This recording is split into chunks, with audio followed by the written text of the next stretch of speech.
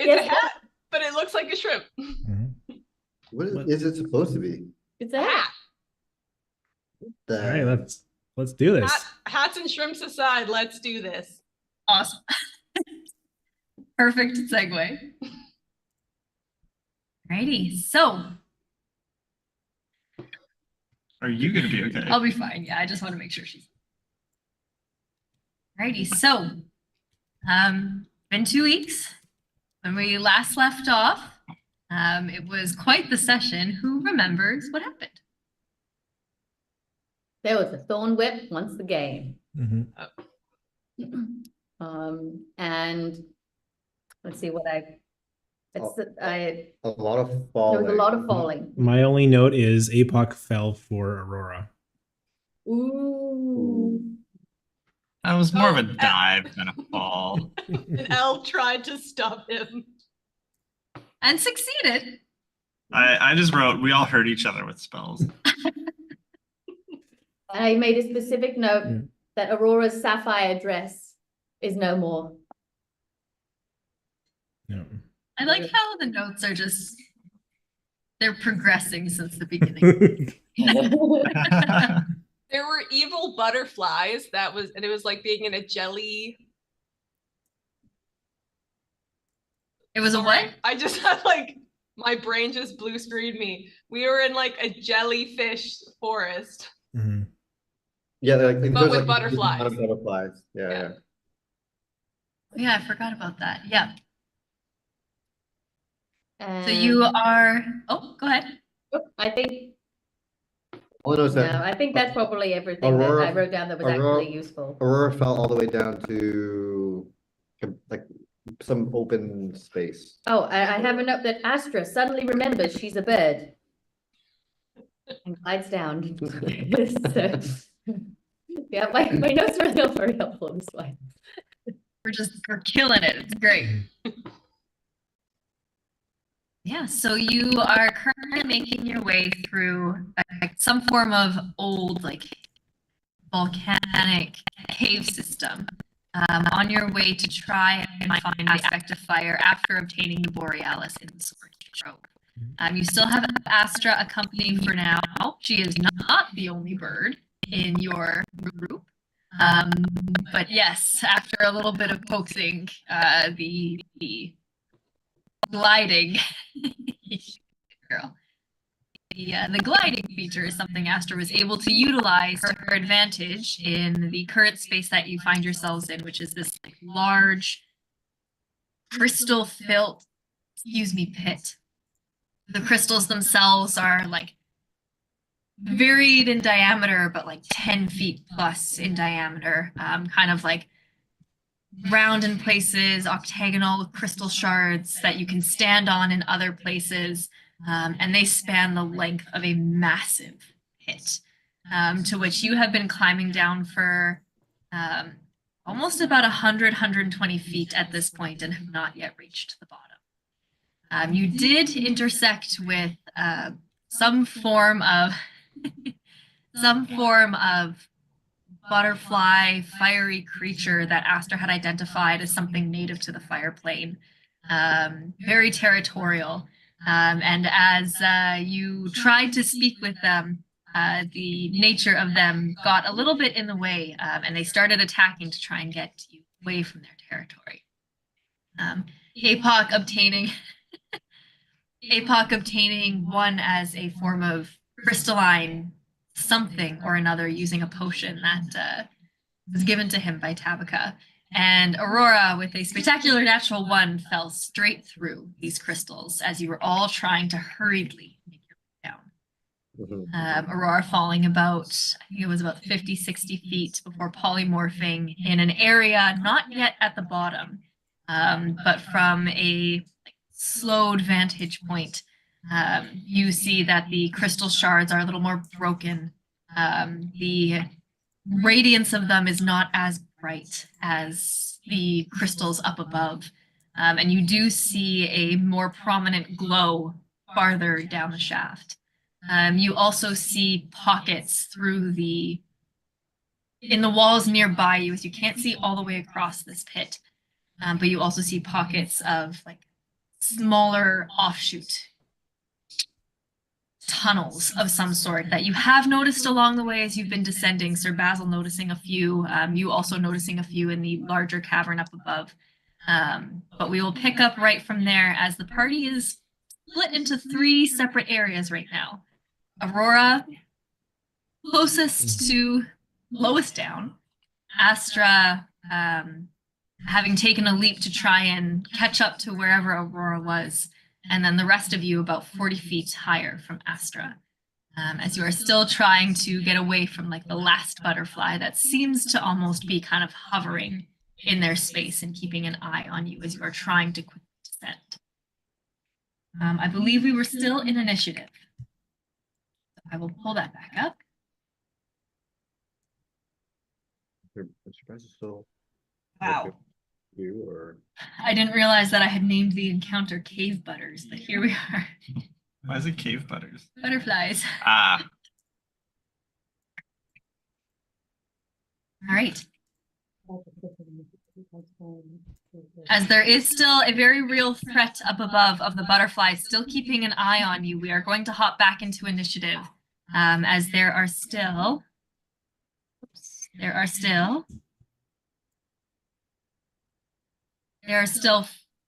5 butterflies that are following you down, trying to shoot at you their attacks. So you are not quite out of danger yet, but Apoc, you are first. okay, so we know Aurora's below us and we know Astra's taken off. You saw Aurora fall. She's down there, right? You cannot see her. Okay. And Astra said as she's going to try and catch up to Aurora, so she has jumped down as well. Are you good down there? You all still have your telepathic link, unless This that's is been this is dropped. mental. You good? Bro?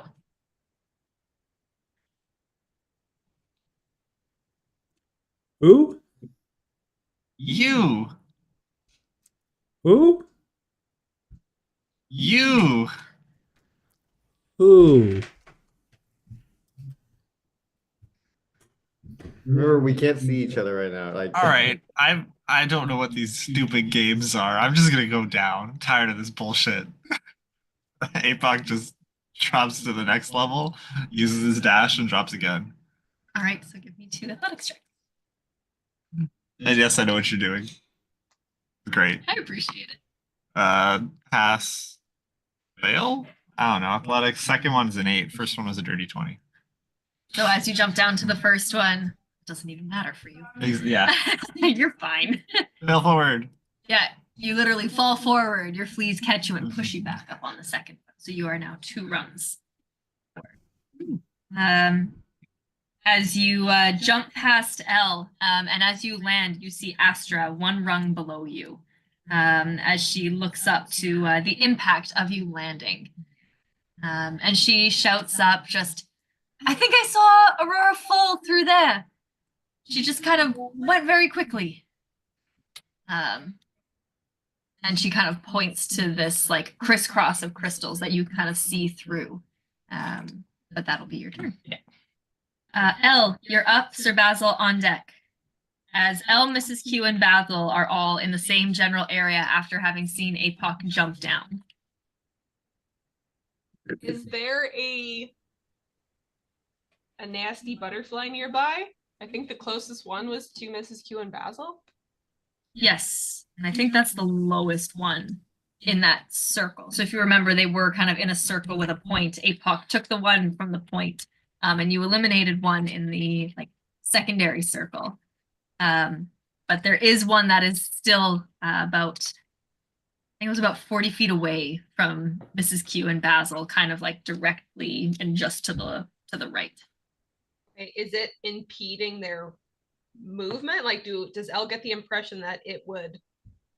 Actually, no. She knows these things are still being territorial, so she's gonna throw a frostbite at it. Okay. To the butterflies to make a con saving throw. Has to beat a 14. It does not make it.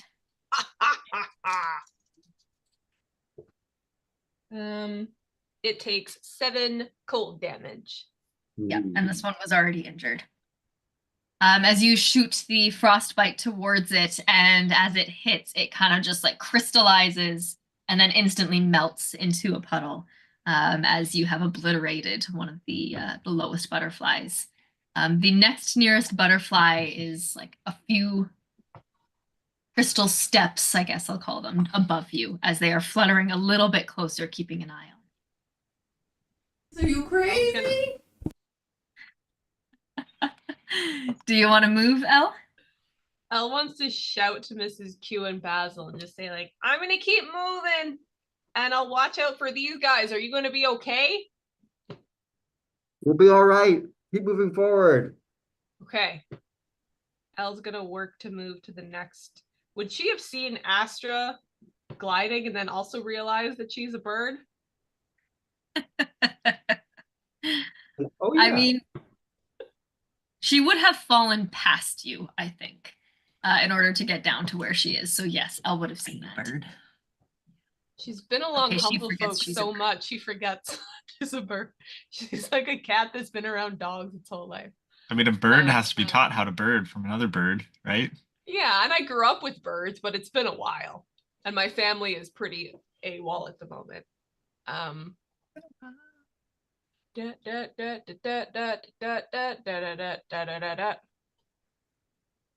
if you're planning to glide down, sorry, go ahead.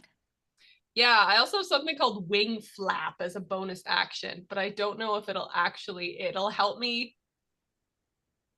It can help me with a jump. So I might jump, like if I'm just trying to get to the closest one, I could use that to help me with my jump. Are you trying to go down or up? Down. So I Down. guess I'm not jumping to go down. Am I? You're not jumping, but you do have an innate ability glide. Okay. So if you were moving up, your wing flap would be very helpful. If you're moving down, just open your wings and glide. All right, I'm just gonna go to the side of the side of it and like trust fall forward. Perfect. And now that you have remembered how to bird, you trust fall forward and gently make it to the next rung. Nice and easy.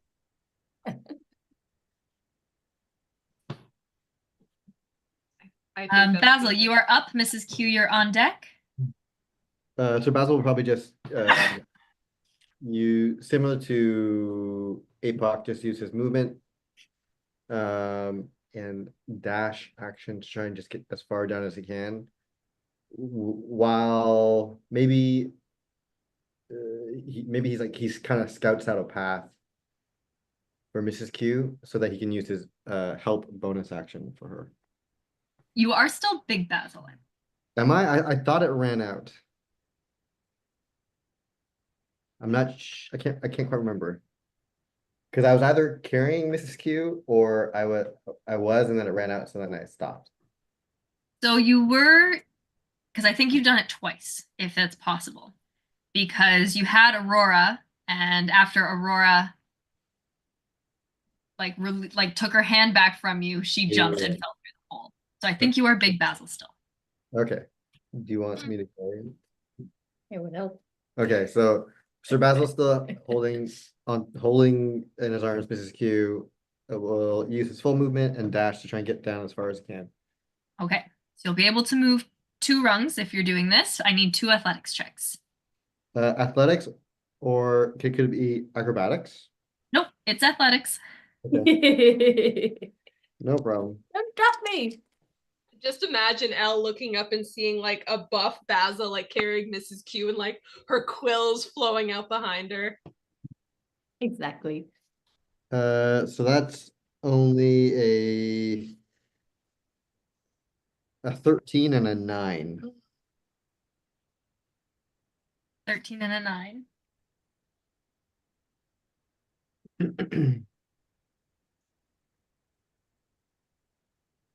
All right. So it was a 14 that you needed to make the landing. So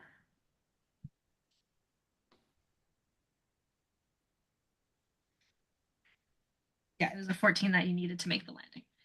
So as you jump the first time with Mrs. Q, one foot lands, but the other does not and you stumble forward and kind of land flat on your stomach, and Mrs. Q tumbles out of your hand. You are both going to take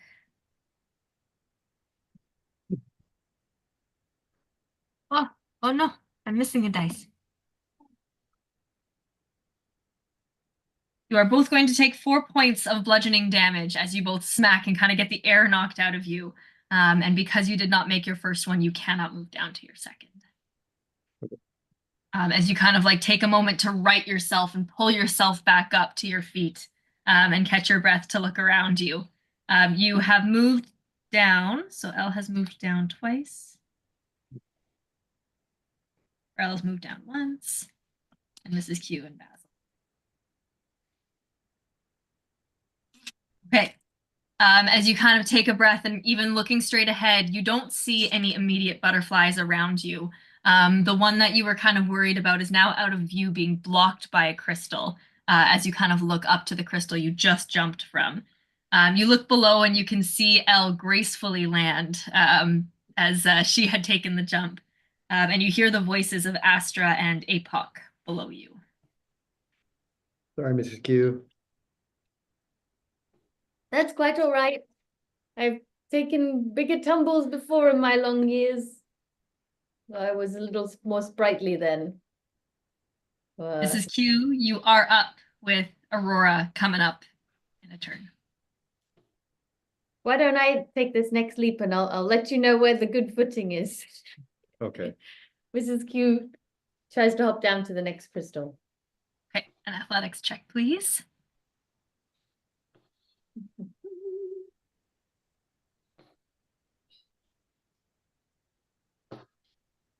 Yep, well, that's a 3. 3, not a 1, so that's good.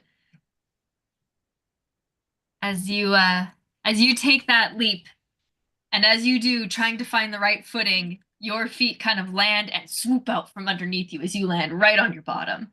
You Oh. are going to take another. You are going to take. I'm doing this wrong. You are going to take another 4 points of bludgeoning damage as you fall and smack your butt. And as you kind of get the wind knocked out of you for a second time, you stand back up and realize that you can turn around and wave to Elle, who is on the same level as you right now. Doing really well over there. I remembered that I can glide. This is a good time to remember that. Who would have thought that the hardest part of this dungeon was walking down some stairs? Take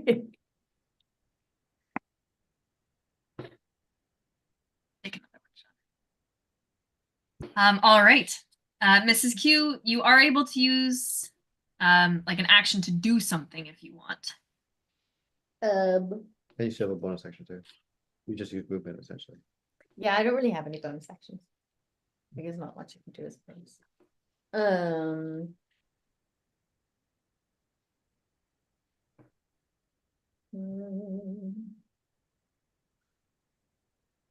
Who's moving next?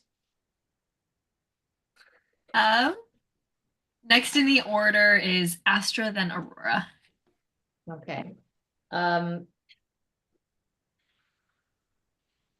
I touch Elle from where I am, or is she on a different crystal? You would be on the same crystal if you're bopping down the same way. Okay. Mrs. Q,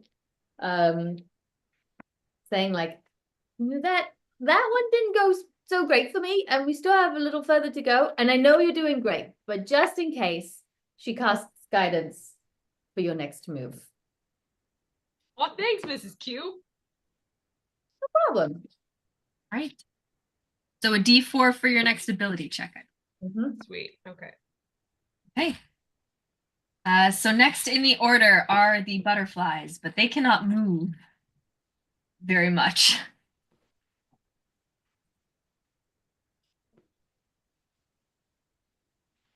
As you, it would be Basil who's up at the top. You see something out of the corner of your eye as the butterfly is going to take its full, its full movement. And the movement of it kind of peeking around the crystal above you catches your eye as you see this butterfly just entering into into its range of vision, and it is going to take a shot from 50 feet away. That's not going to hit. As it kind of like explodes at the wall behind you, you feel a bit of the shards of crystal and realize how close that was. But the other butterflies, you are out of your view. The 3 other butterflies are out of your view, and you don't have any eyes on them. Just this one for right now. Okay. Next up is Astra, and she's going to look over at you, Apoc, or look up at you, as you are 1 rung above her, I believe. Do you know if Aurora's okay? Did you see her fall? I mean, you can talk to her too, but she just keeps saying who. I don't know. I'm not sure who she's talking about. Aurora? You alright? How far down are you? You're muted. You're muted. Whoa.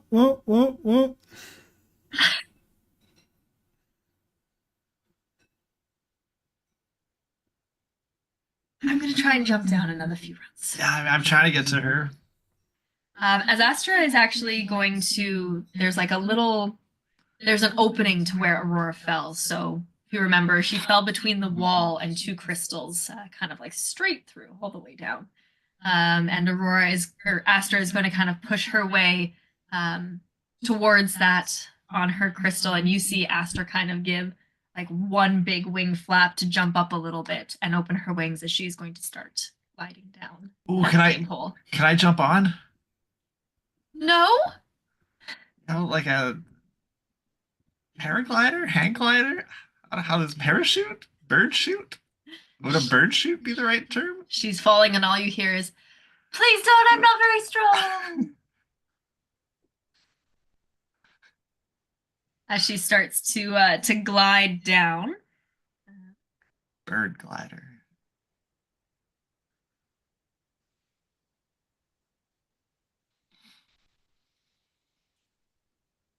She cannot glide while carrying heavy objects. I'm not a heavy object. As you see Astra kind of glide down, and as you're watching just before she kind of moves too far out of sight, you see her kind of like land on one of the crystals, maybe about 30 feet down, as she's able to direct her fall a little bit farther.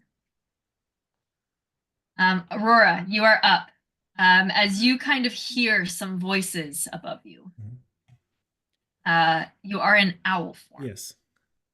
You like to do? Yeah. So as a giant snowy owl, I'd like to look kind of the direction we were like going. You said there was like a tunnel that's like really white hot, like really hot in front of me.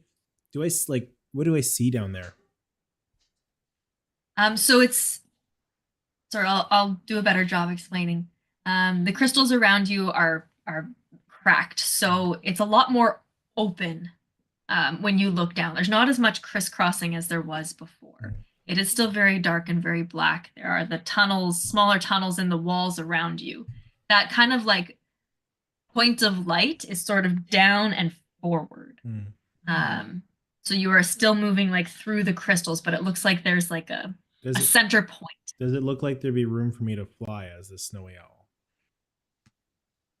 You can certainly fly towards it. You have no idea how far away it is, but you can certainly fly towards it. You'd have to avoid the crystals, but there's a lot more space down here than there was above. Okay. I think how far can I?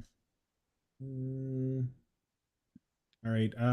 So like I'm gonna land and look back and see that everybody's not here yet. So I'm going to I'm gonna drop the polymorph and revert back to my my own form. I'm gonna run over to the. If you let me do this, I'll grab the sapphire dress and I start putting it back on. I will allow you to do that. Yes. Okay. It is torn. Buck naked. It is torn, and I'm gonna try and cast mending as I'm putting it back together. I love that. You can actually absolutely cast mending to put your dress back together for sure. All right. As those voices above you get a little bit louder, you can't quite see anyone yet, but as your eyes are starting to adjust, do you have dark vision? Aurora, Pardon? do you have dark vision? I do. Yeah, 60 feet. Okay. So at this point, you would see a shape that is kind of like hopping in your general direction through the shaft you fell through. Sounds good. All right, Apoc. Apoc scouts that Astra's she's down quite far, right? Like she dropped Another 30 feet. Is every one of those 30 feet? The crystals themselves are about, like, you can find ones that are like a 10-foot drop. Yeah. That's why when you miss, you keep Yeah. taking Yeah. damage. Can I go for the 30-footer? Sure. Yeah. If I can also, like, as I'm doing this, just telepathically reach out. Hey guys, I'm okay. I survived. It's only getting hotter down here, so be careful. But who? I'll explain when you get down here. Okay. I'm coming as fast as I can as he jumps off. But you don't What? take any. Yeah. Just make an athletics check to see if you can make the jump or if you miss it. That's fine. 18? Yeah. You can get to the one you're aiming for. Normally it would hurt, Yeah. but because you're you, Yes. This is what I'm good at. yes, this is what you're good at. You superhero land. Yeah. Get back up. Does the ready for crystal next crack? thing. You get a. Oh, Bobby says yes. Yeah. It cracks a little bit Okay. under your fist. All right. I lift my fist up and there's like a little mound. Is it that much? Okay. Like a little divot. Yeah. No, like Just a crack. like a you know how windshield crack. when craters hit the moon at the middle, there's a little mound of it like puffed up. Just a windshield crack. Okay. Can he jump again? Sure, if that's how you'd like to spend your turn. Yeah. Bonus action or dash movement. Do a second 30-foot jump. Okay. Another athletics check, please. That's a 6. 6. Yeah. Well, since you're jumping down the shaft, Yeah. and you are aiming for it with a 6, you miss Okay. your target, Okay.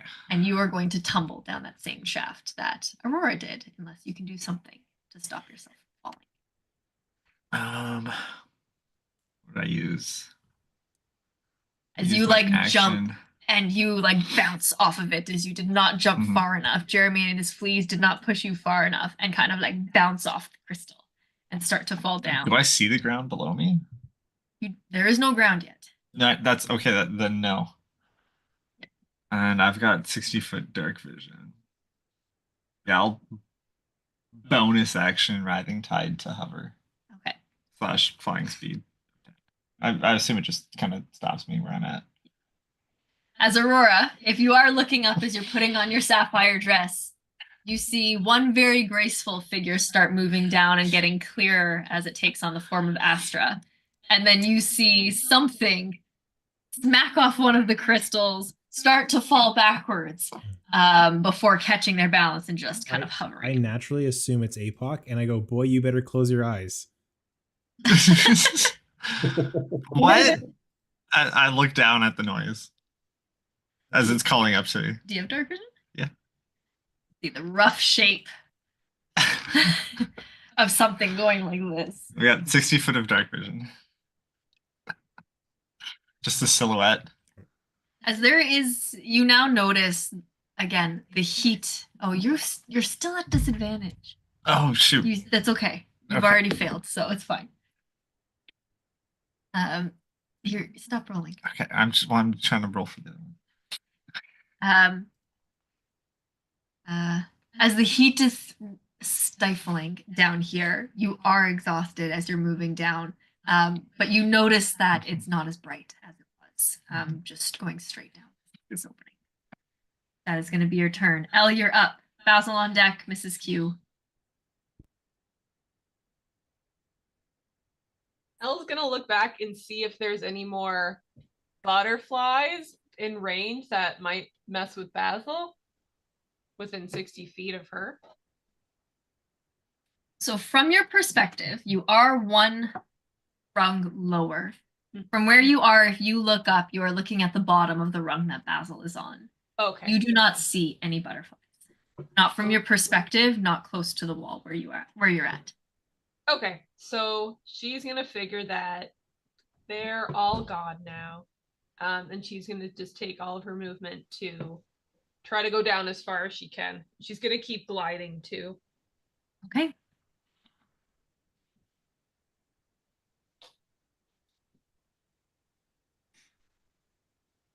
Okay. So when you glide, just as an FYI, you use your reaction to like move in a direction, your movement speed.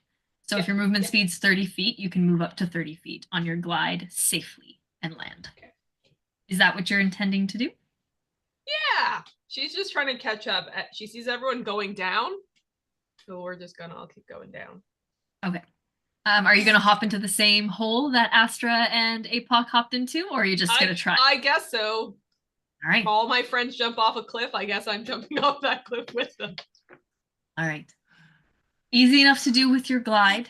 You are able to give that little wing flap and glide and kind of follow Astra's path pretty much. You are like a little bit farther behind her, but you are able to safely move and land thanks to your wings being a bird. Woo! If you are going to take both your like movement and your action, or this is, you're able to pretty much follow right behind Astra. Yep.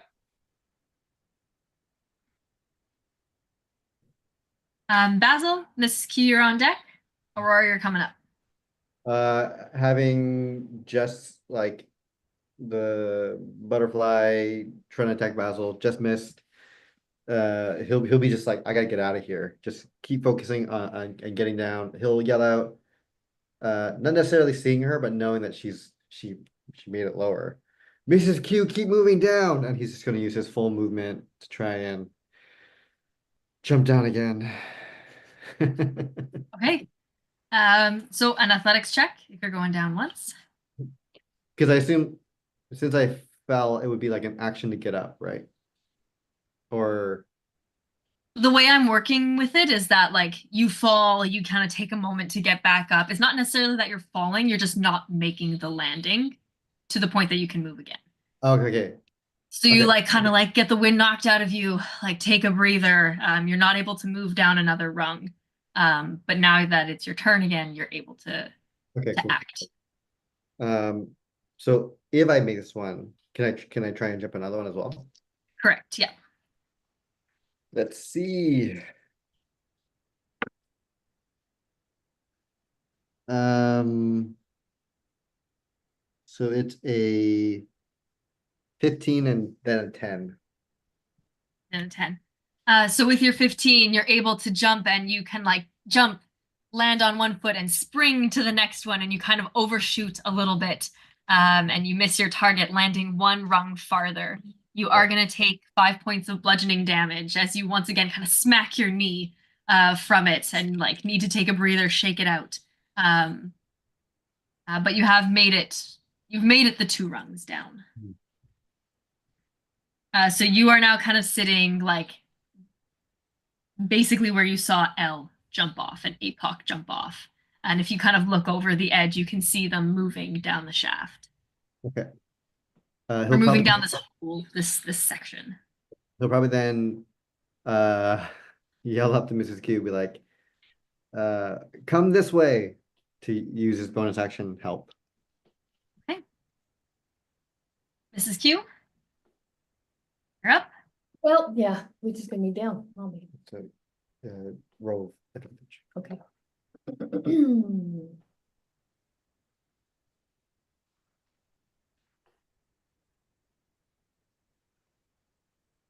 Well, It's okay, it's okay. okay, that is yeah, an 8.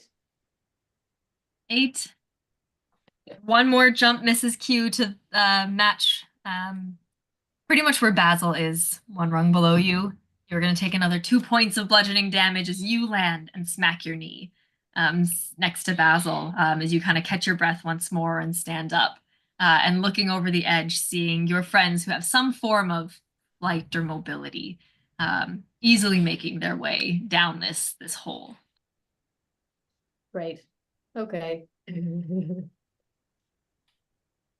Right. Anything else on your turn, Mrs. Q? Mrs. Q will cast. Are we on the same level now? No. Yes, We are. you jumped down to me. Did I? Yeah, Didn't you Yes, jump? you're on the same level. twice. Oh, I see. And then you jumped down once to get back to me. Okay, I will cast guidance on you this time because neither of us is doing very well. Cool. A little embarrassing.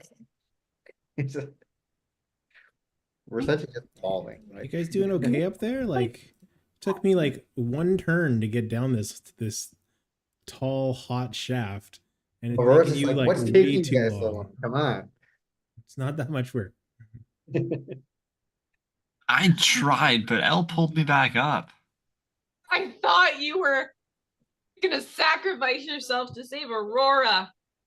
We Why don't would I need do that. that? We don't need that kind of love story right now, Apoc. We're all gonna die down here anyways. Going to Wait, die. what?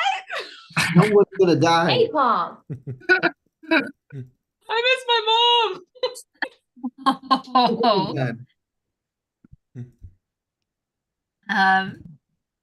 As that ends your turn, Mrs. Q, Basil and Mrs. Q being the last ones up, you start to hear this very weird like chittering, like Oh damn. and it kind of gets like it's louder at first and then it kind of pitters off. It becomes more and more faint as you kind of hold your breath for a second, but nothing happens. As Aurora, as you just finished putting on the strap and doing up your zipper of your sapphire dress, Astra kind of lands next to you, almost slipping just a little bit as she puts a hand on the wall to hold herself. And she kind of looks over in your direction and goes, "You all right?" Yeah, I'm doing well. Sorry I didn't have time to put this together perfectly, so it'll have to do. But is the rest of the group coming? I think as quickly as they can. Okay.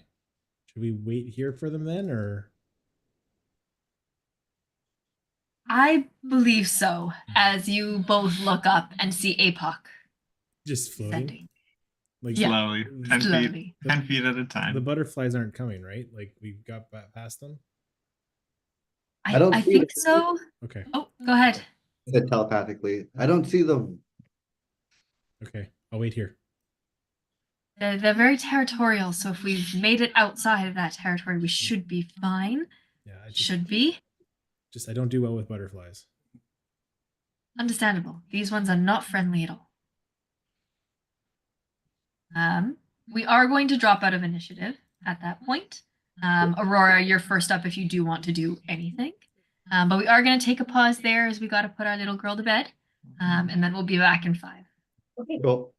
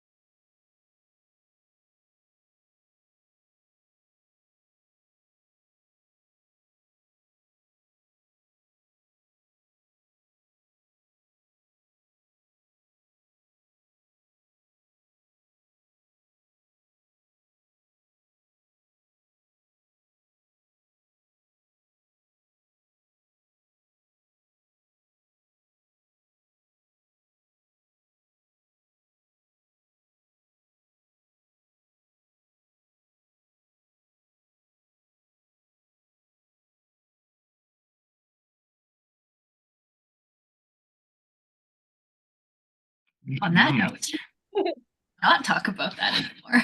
All right.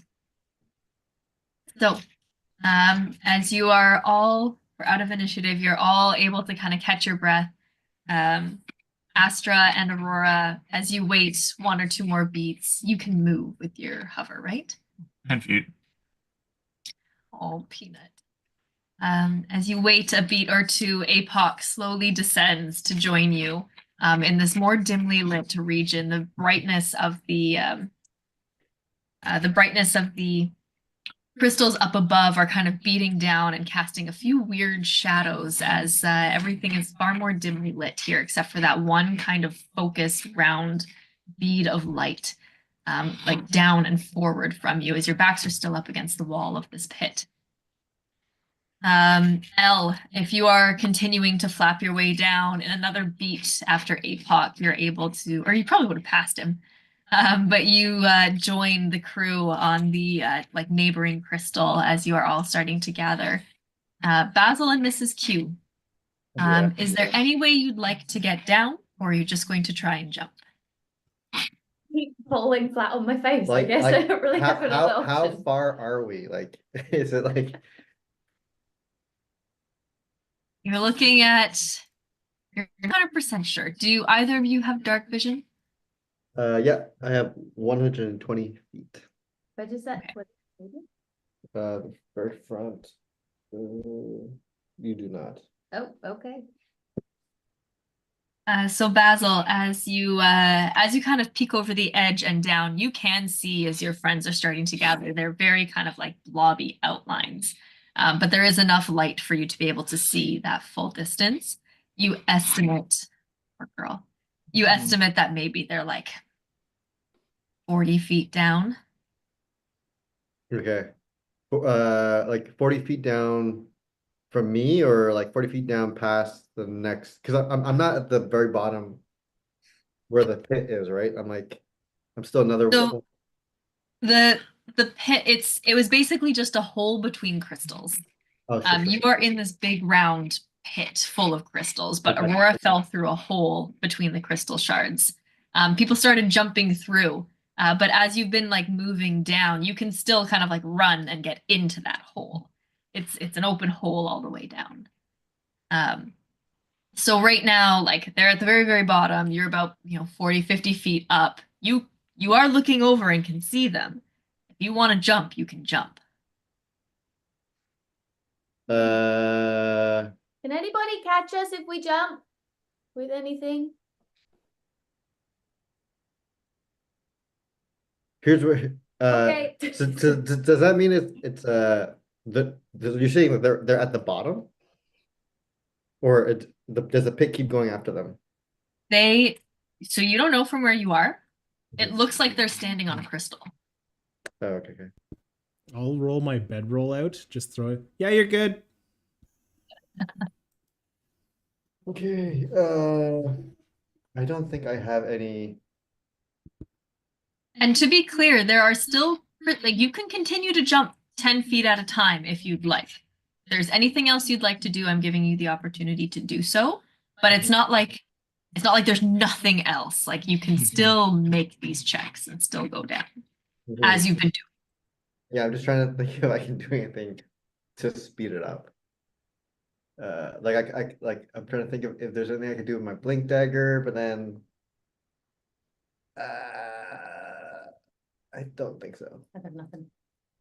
Why couldn't you do anything with your blink dagger? Well, I mean, like if there was a bottom, I would just drop the dagger and then. Oh, blink I to see it. what you mean. But like, what if Because we don't know if there's a bottom. Yeah, we and don't. so I guess I could try and throw it at the dagger at them, but then they would dagger would be throwing. You would be throwing a dagger, yes. Hmm. So I guess I will just continue to jump for now. So just give me 4 checks. 4 Okay. athletics checks. All right. You can do it. Well, the first one definitely fails. Yep, yes, it does. Okay. It's a 5. Okay. So you take 3 points of bludgeoning damage. You get yourself back up. Make another one. That's a 15. Okay. 23, Last one. and then another 5. As Basil takes the last jump and thunks, kind of face plants behind you. Another 1 point of bludgeoning damage, Basil. That's 4. As Basil thunks behind all of you, or I guess behind you, Aurora, just missing the bedroll by like 2 inches. As he lands face first, and he's a little bit slow to get up for a second as he catches his breath. But you are with the crew, Basil, and you see this like very broken kind of area before you. Mrs. Q. Here we go. All right. That was 7. Right. As you take 3 points of bludgeoning damage on your first one. All right. That is a 19. Gracefully making your second. That is a 3. Plus whatever. Or Taking 5 points of bludgeoning damage on your second, or on your third. Okay, that's 8 damage so far, and then a 4.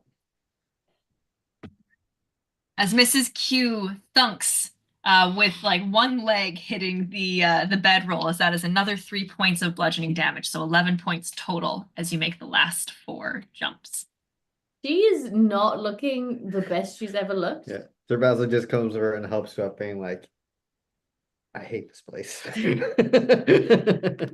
Could we not go spelunking anytime soon again after this? You got it, Mrs. Q. All right. As you all take in the environment around you, so again, your back is to the wall that you've been following, going down. You're probably on like 2 crystals, like side by side. You all notice that instead of the long shards of crystal that almost seem to span the entirety, a lot of the crystals around you are broken. Some of them even broken as close as the wall. You kind of look over and you see like one like spiked shard that is just kind of poking out of the wall below you. It is a lot dimmer here, although you can see now that you're all together that bead of light like down and forward from you. You have no idea how far. It's a little tricky to make out because of the fact that everything else around you aside from the crystals is black. Like pitch black. Your depth perception is just a little bit off. The heat itself is stifling. And as you all kind of try to take a breath, especially Mrs. Q and Basil, as you have been trying very hard to get down, you now notice the weight of your equipment, the weight of your armor, the exertion. Even all of you who have been sitting here for the past little bit of time, you all take 1 point of fire damage as your clothes are starting to just weigh on you. Those of you who can sweat, you are starting to sweat. Birds cannot sweat, so you are just uncomfortably hot and starting to pant. Like, for the record, while I physically could sweat, I'm not. Okay, totally makes sense. Aurora's makeup is pristine, no mascara running Yeah. yet. I got Use the. the setting spray. Yeah. You can't go out without setting spray.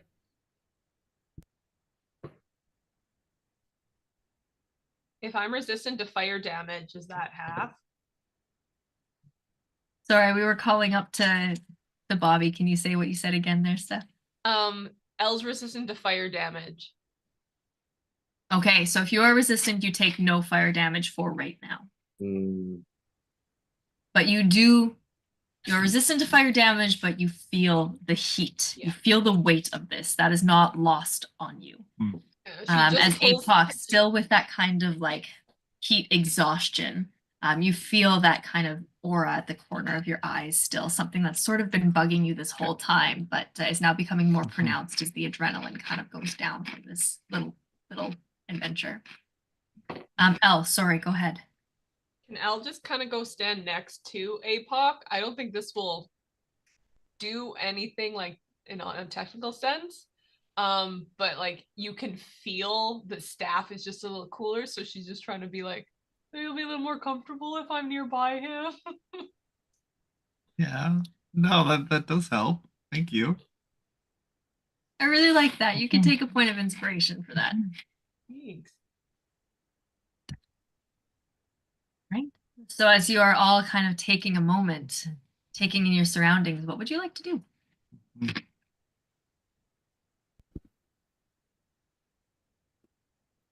Can we tell any more about like the light that we're seeing?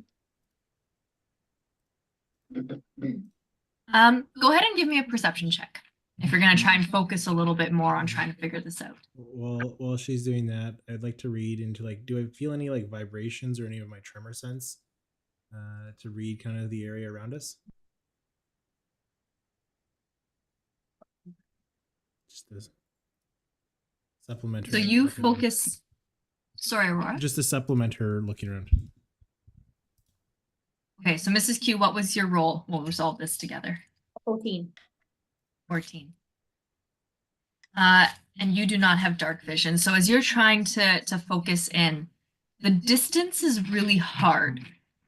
But what's kind of catching your attention is the fact that the walls of this cavern have kind of been this very like shiny sheet like rock, like a piece of shale that is like where if you chip a piece off, it still remains almost like a glass-like surface. The one thing that's missing is any kind of reflection from the light itself. It's very odd. It's like it's oppressive almost. It's lost that shining feature. The blackness, the rock itself, even behind you as you kind of like put your hand against it, it's a lot more rough, a lot more porous, like a pumice stone almost. So it's no longer reflecting the light. You notice a change in the scenery around here. Although that bead of light, that round bead of light, it's hard to make out how far that is or where it is exactly. You kind of have the sense that this change of scenery means something. Whoa, Steph, what is going on? Like, I blew out a candle, but it's not happy What's about it. happening? Okay. That was that new SSD that Dylan put in. Sets her house on fire while we're Steph's- recording. It's literally living the fire plane over there. Yeah. Sorry, guys. Looked No, at the that's phone okay. like, oh, As long as shit. you're safe, that's what's important. Yeah, I'm fine. Jeez Louise. But you get this sense that this change of scenery means something. This change in rock means something. This is not what it was like at the top of this crystal shaft. Is this something that we would like could we do a nature check to see if we remember anything from our, bygone geography lessons about rock formation? What makes pumice? I will allow it. So if you kind of give that information, whoever wants to make a nature check can. Aurora, with your tremor sense, as you kind of focus in on that, hearing Mrs. Q's description as she's kind of thinking a little bit more on her rock formation, history of rocks or rock knowledge of geology. There we go. That's what I'm trying to say. You close your eyes and try and reach out with your tremor sense in a 30-foot kind of area, correct? As you close your eyes and reach out, you don't get movement. There's nothing that's moving within these walls. It's not like the salamanders from before. But as you put your hand against it, the one thing you do get is very much like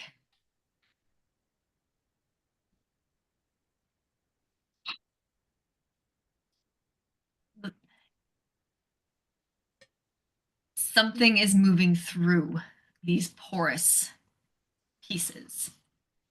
It takes you a second, it's not a creature, but you realize that like air or smoke, something fluid is moving through. You can almost kind of feel it on your hand as you kind of pinpoint with your tremor sense of what it is. It's very, very faint, but it's moving upwards.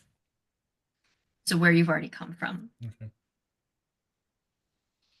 Hmm. Okay. Whoever wants to make a nature check for geology, you can. If Mrs. Q kind of imparts that knowledge, I will allow it. Sorry, I got a 19. You get 21. 16. What was that, No. Mrs. Q? 21 for mine. Were you going to roll as well? Aurora, did you want to roll nature? 16. All right. So as you are all kind of thinking, and Aurora, Mrs. Q, like putting it together, Elle thinking on your lessons with Master Wayra.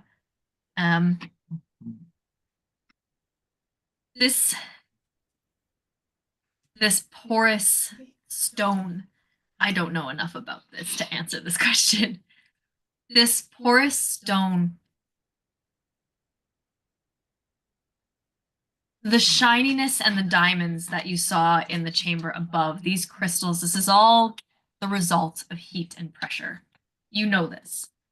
As you are getting more into this porous stone, you get kind of the idea that although it's the same kind of volcanic fire-based origin of this rock, it's almost like something is chipping away at the like obsidian and those glass-like structures of rock above. Even the fact that the crystals have broken away down here, whether this is old, whether it's the results of movement, something big moving through, crashing through. But even as you run your hand along the stone, you come away with almost like sand stuck to your palm. And you get the sense that, especially with a 21, maybe the reason it looks so black down here is because things have started to erode.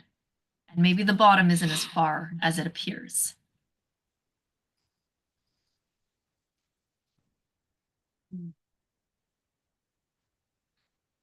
What would you like to do?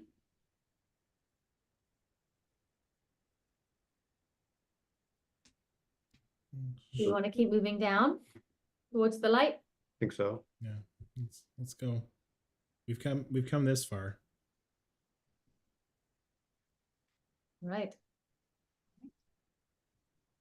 So what's the plan to move down? Are you going to aim for another crystal? Is there anything else you're doing? Because at this point, from where we are, we can't really tell the distance, right? We just see the light. Is what you said before. It's difficult to tell distance because of how like black everything else is. Okay.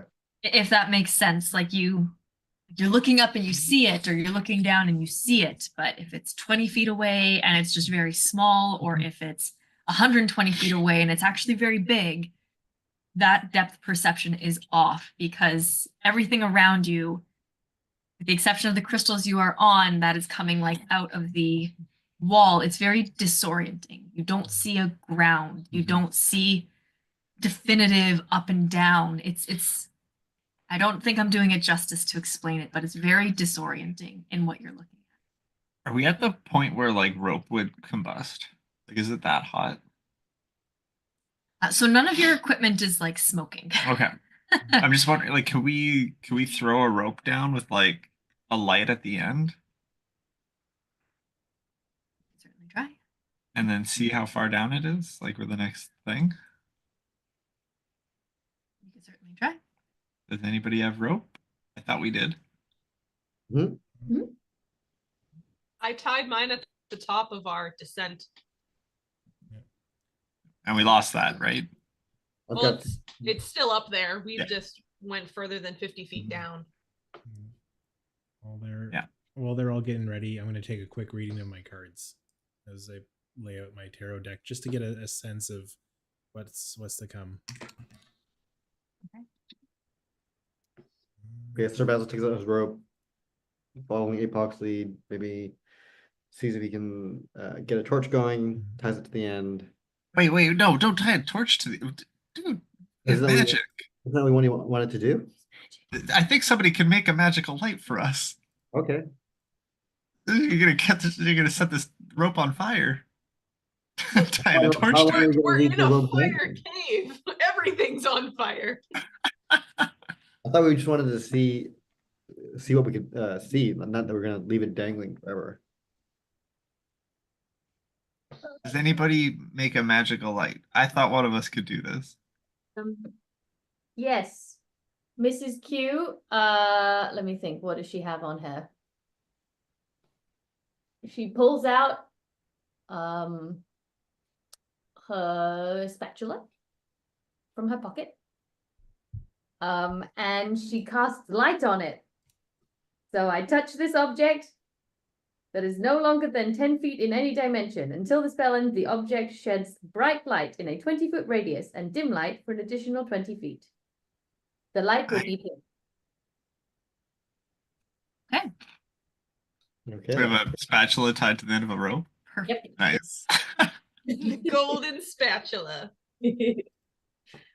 Sir Basil, I guess, lowers it. That's my best spatula, be careful.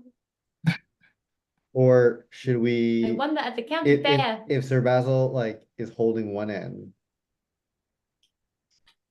Either we're dangling it down and we're looking from 50 feet up, or does someone want to like go down the rope?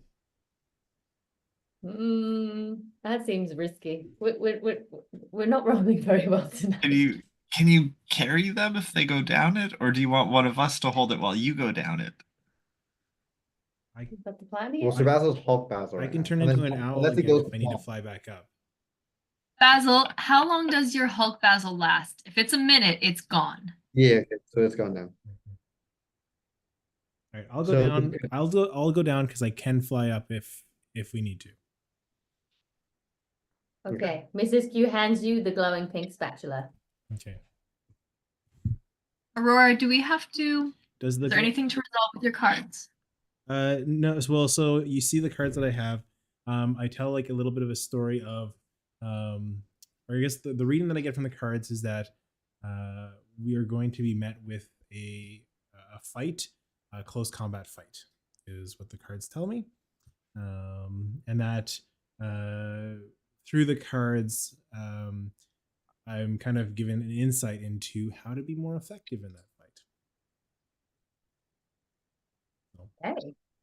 Is that something the DM answers, or is that No, it's part of my something the cards- ability. So I basically Okay. got an ability that I can add more damage to an attack. Okay, very cool. Very, Nice. very cool. My deck of cards, whenever I do a reading, I roll and I get a random effect. And so like Nice. I've been keeping track of that all campaign. I love that. That's super, super cool. This time I got damage. Okay, so Mrs. Q, I love the pink spatula. It really matches my aesthetic. It's field kitchen chic, and I grab the rope and hop down. Yes, glamping was what I was going for. As you hop down, Aurora, you fall maybe like 8 feet before you actually hit something semi-solid. As your feet hit this like fine sand and sink up to your mid calves. So you have basically just hopped off the crystal that everyone is currently standing on. Mhm. And it catches you a little off guard. You kind of land and like sit back down. And as you try to kind of make sense of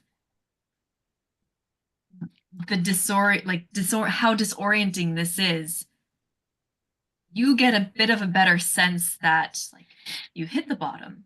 It's just very hard to tell that you've hit the bottom because everything around you is so dark Okay. and so stark. All right, it's not far. It's probably like a light jump. The rope seemed to be overkill. As you just look up and see everybody looking down at you 5 feet above you. Mhm. Jump down. All right. Are we gonna all sync up to our knees? That was my question. Are you sinking? Like you actively sinking? I don't know. I like start walking around a little bit, moving my. It's difficult to move as you are in like a very fine black sand. Like traditional quicksand. As you are like moving, you're able to move. There is something that like Like You can get enough grip to step, but you are like pulling your foot up to put it back down, Like- and it sinks. am I like losing my shoes, kind of pulling my feet up, or like what's the situation here? Because this is a lot. It's to deal not. with here. It's not sticky. You're just fighting against fine sand. Okay. She thick. You might lose your shoe like once or twice, but you can easily get it. It's not lost forever. I take them off and put them in my bag. It actually feels quite nice, the sand. It's Mm. like warm between your toes. Like a nice tropical beach. Okay. Come on in, guys. The mudding's fantastic. Do We you doing sync up tarps to your- off? No, I know, that's what I'm saying. Oh, Do you sync up to your belly button? I Yeah, have no idea. if you want. Yeah, if Sir Basil were to jump into this, would he just be like, No, it's not like you sink this much for everybody. It's just that Mhm. you sink in and it's an effort to move your feet. Okay. Sir Basil jumps down and joins Aurora. Okay. Mrs. Q jumps down as well. But you notice that as she lands and she sort of like feels the sand, she's really intrigued by it, and so she stuffs a little bit in her petticoat pockets. I love that. You also get a little extra sample in your shoes and your socks and any other pocket that happened to come in close contact with it. As you all jump down, stop me if you'd like to do anything, but as you all jump down and kind of start moving through this sand, are you heading towards the light that you see? I would think so. As you all start moving, it is very hard for you to move. Oh, wait. As you are Hold on a second. Before we make too much noise, pass without a trace. oh, interesting, and it leaves no footprints. Leaves no footprints and it can't be tracked. We add 10 to stealth. Okay. So somehow, magic, as you're all moving through and lifting up your feet and trudging through, you kind of turn behind you, and whether it's because you can see very little with how stark this like pitch blackness is, but it appears that you are not leaving any trenches in the sand behind you as you move, thanks to pass without a trace. And you realize after the first like 30 feet that you are actually moving downhill. So you are kind of slanted trudging through this. It is difficult terrain as you are walking, trying to keep an eye out.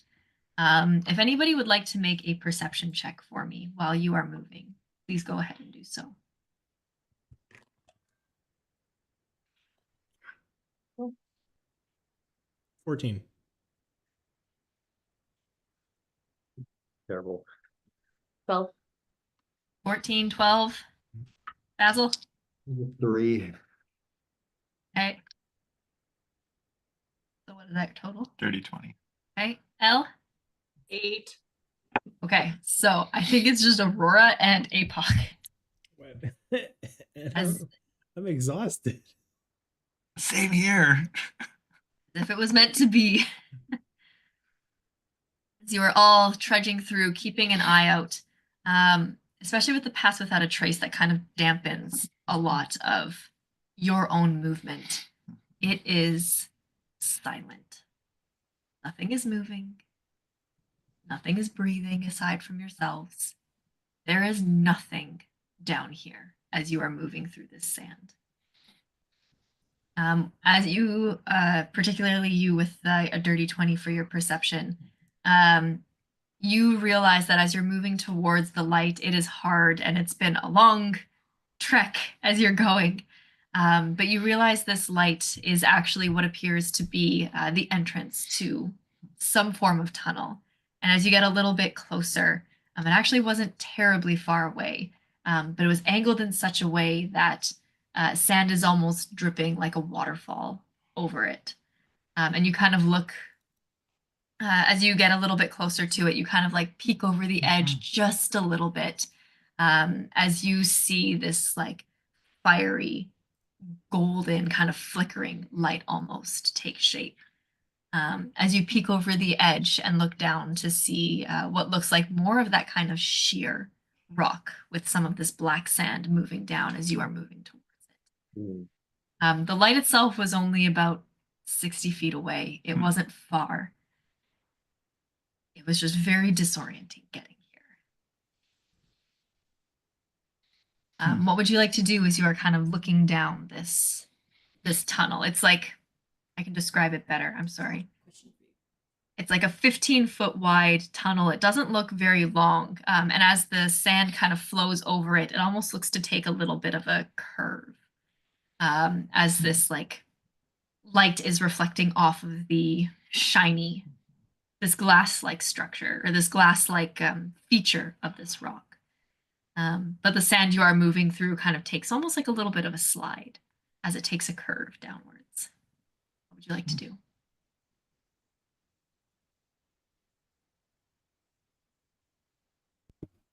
Let me know if I need to re-explain that. When you say that it's like making it almost like a slide, so that we would be able to intuit by looking at it like if we step forward, we could also slide down with the we'd be moving with the sand.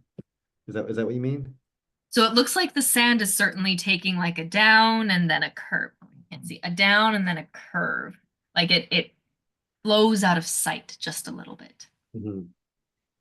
It doesn't look particularly like, at least here, it's not like a 90-degree drop. It's almost like a gradual kind of drop and curve. Okay. And the tunnel itself is much wider than some of the crystals even. You're talking like 15, 20 feet wide in diameter, this like hole that's moving downwards. The light itself is flickering off more of the mirrored walls, the glass-like walls that are down here, still of that like dark black rock. And the light is coming from like ahead, like wanted to get to the light, we would go around the curve type thing. You can't quite see where the light's coming from, but you see that it's, sorry, I did a bad job explaining this. Sorry, guys. You see that it goes down, you see that it curves. The light itself is a reflection, not unlike the area with the diamonds up above as you approach the top of the crystals, where the light is reflecting off of the like reflective surfaces of this obsidian. So Basil will say to the group, I think we push forward. Watch your footing, it might be slick. I guess we continue down. Yeah. Yeah. If we're worried about our feet, we could always just hold on to the rope. One goes, we all go. Or, we try to hold them up. That's the more ideal situation. Well, like, what do you mean? So, like how they lead kindergartners on a little field trip down the street where everyone holds onto a rope. This is what I'm imagining. Okay. This is what you're suggesting, right? Yeah. Yeah. Okay. Okay, sure. We used to do that in my grade school too. Yeah. Okay. You just went wild. Everybody hold on. What's the order? I was just gonna ask that. Who's going first? Mrs. Q can go first. I think Mrs. Q should be in the middle. Apoc will take the rear. You can do this. You sure? Unless Aurora, who has the magic spatchy spatch, wants to go first. I'll give it back to you. Okay. I I'm holding the spatula. also have great night vision too, so it was not I right. have a pink spatula. I've got all the night vision I need. Okay. Sir Basil is gonna go behind Mrs. Q, one to kind of help her. But yeah, so I can go second. I love how, like, in the lore of this world, you've got like Mrs. Q, who's established herself as like this ancient like warrior. And then you got Basil, it's just like, I can help her. I'm helping. I love it. The 2-foot little thing, and just like Yeah. everyone else is holding the rope like this. Sir Basil's holding it like this. Much more tech. All right, so we have Mrs. Q, Basil, Astra will stay just in front of you, Apoc. And I'll tuck in next to Elle whichever way she wants to go. I think we're in the middle. Right. If Astra wanted the back, like Apoc would yield it. Astra's, I think, taller. Pretty Elle, she's a big bird, right? I like to think we're at the same spot in the rope, but we're on opposite sides of it and like holding hands while holding the rope. Did Apoc mean it when he said we're all gonna die here? He did, but he's often wrong. I'll ask. She's just having like a mini existential crisis. All right. So as Mrs. Q kind of waddles over the edge, holding on to the rope, as you put one foot over the edge to follow the sand, moving your feet, the sand kind of like has a little bit extra, not unlike water going down a waterfall where you step into it and it has a little bit more going over. As you go to get your footing, just for fun, Mrs. Q, go ahead and make me a dexterity saving For throw. fun. For Yes. fun, she says. 500 years old. I described this as a slide, everybody. All right. You said a saving But you throw. said it was very, very gradual, it wasn't? Yeah. Okay. That's this one, right? Saving throw. No. Oh, wait. This one. Okay. That's a 13. 13. Yep, she feels rather confident. Uh-huh. Surprise. And that first step is great. The second step, not so much. Whoops. As you go to step and it catches a little bit too much of the sand, and as you tumble and start sliding, pulling on the rope, the weight of everybody kind of holding it back. But you're just kind of holding on, dangling onto the rope for a second as the sand is kind of getting around you. It's getting kind of through your quills a little bit. You've lost your footing. However, again, you're not 90 degrees. It's like a children's slide at a playground. Not the ones that like send adults just zooming off of it, for example. It's just a nice little slide. What would you all like to do? As you are holding on to the rope, Mrs. Q, but you can see a little bit farther down as the slide kind of takes just a little bit of a curve from what you can tell. So I can see just a little bit further. You can see just a little bit further. It's a little bit brighter. You don't see much more than that. Looks like it continues a little round to the right. But I'm starting to question my decision to go first. I assume we just kind of like take one step at a time. Maybe since Sir Basil being skewered there, as they are kind of slowly walking down, he's like kind of helps her get her footing back up, and we continue. Hey, Elle, do you want to slide? Like on purpose? Yeah. I don't know. We Mrs. did- Q and Basil just had you missed it, but they were having a real bad time up there with those crystals trying to get down. I think this would be fun though. Like a super happy fun slide. You think so? I think so. Could we maybe, okay, if we slide though, can we kind of make it look like it was like an accident? We don't do it on purpose? Yeah, we could definitely make it look unintentional. Can we all hear this? I think we're talking we're like whispering. Yeah, we're talking we're telepathically to each other. Oh, okay. All right. On 3. 1, 2, and we look like we trip. Oh! I've seen what kids look like when they accidentally do something. Oh no! Just like falls immediately to Yeah. my side. Like one of those fainting goats, I just like freeze and fall over. As you accidentally trip, do you let go of the rope? No, can I make a performance check? Sure. I rolled a 16 and I have a +4 to performance. It's a dirty 20. That's a 26 over here. Oh my gosh, guys. So, Sell it. Apoc and Astra, as you are getting ready, you feel the tension of Mrs. Q getting it. You see Elle and Aurora, who are taking their first steps, just kind of trip over the edge. You're holding on to the rope or you're letting go? Hold on. Holding I'm on. holding on, yeah. As the two of them trip over the edge, you feel a tug on the rope itself. Mrs. Q and Basil, you feel Elle and Aurora kind of slam into you. Just this is all being caught by surprise. You can make a strength check with disadvantage to see if you can resist it. I'm gonna say Basil and I'm gonna say Apoc. Mrs. Q, I think you're Is it just strength save or athletic? What did I say? You said strength check with disadvantage. So this is you just trying to not fall over. This is going to be a strength saving throw. Sorry, Okay, strength saving so throw this- with disadvantage. It's disadvantage. As this is by surprise, you're not expecting it. Okay. No, A 13.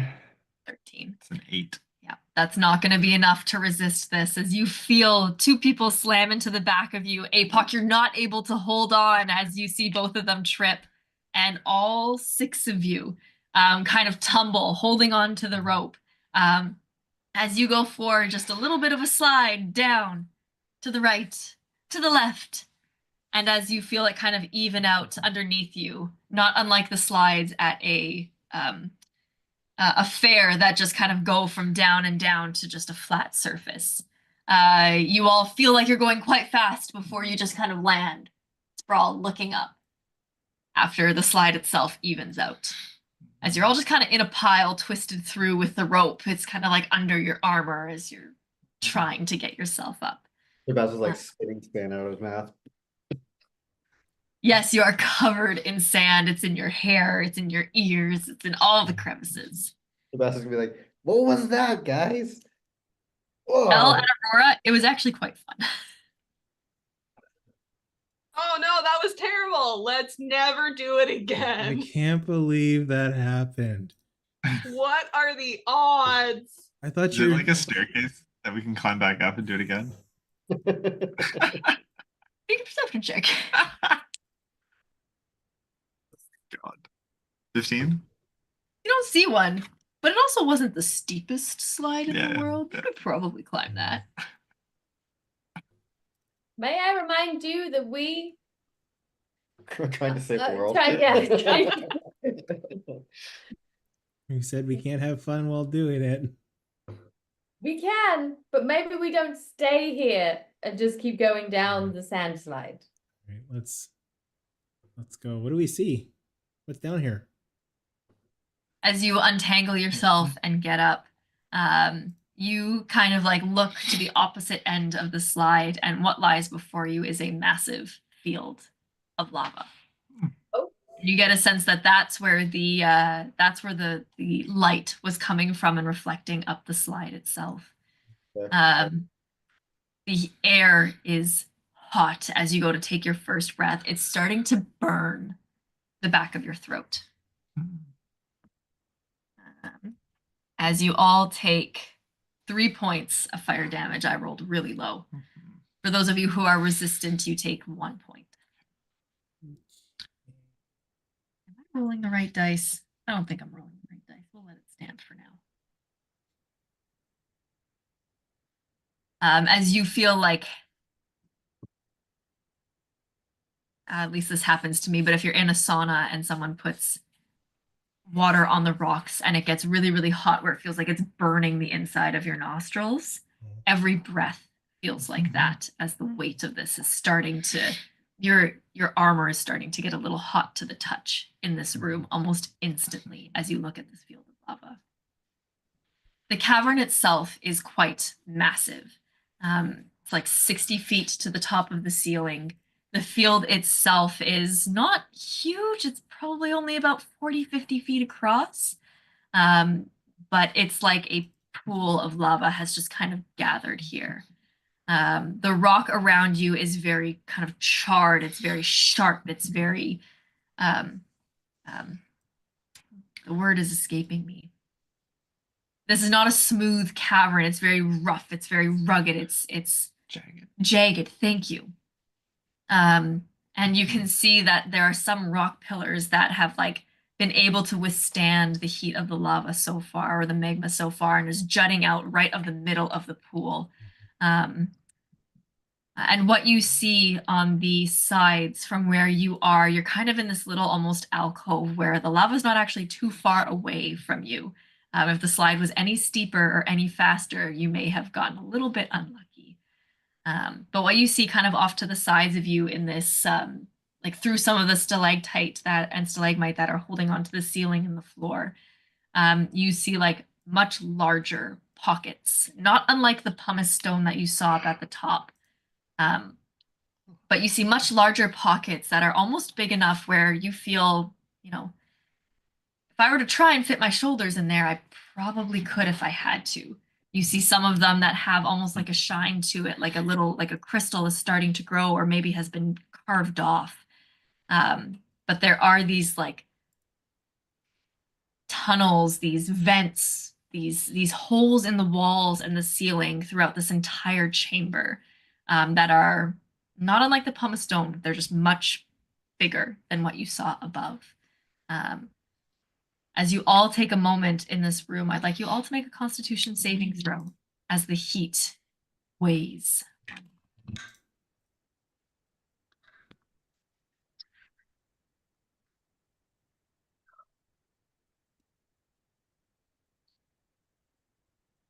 All right, Aurora. 4. Elle. 22. Basil. 11. Mrs. Q. 2. Apoc. 17. Everyone except for Elle and Apoc, you take a point of exhaustion. As almost instantly with your first few breaths in this room, you start to feel the headache kind of boom. You start to see a little bit of like aura out of the corner of your eye start coming in as you are starting to feel the effects of the heat in this room. It's very hard to tell what's at the other side, but it looks like, for lack of a better word, the lava itself forms more of like a lake. It looks like there is rock on the other side that you can stand on. And there are the openings, that's a better word for it, the openings around you and on the ceiling that also have some form of way out or way forward or way up. You're not too sure. But that is what the general gist of this room feels like as you take a moment to kind of take in the surroundings. What would you like to do?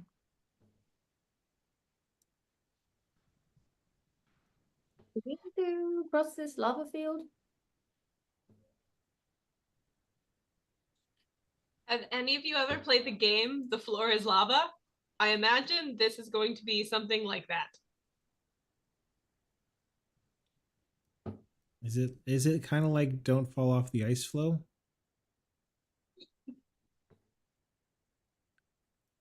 Ten. Good job.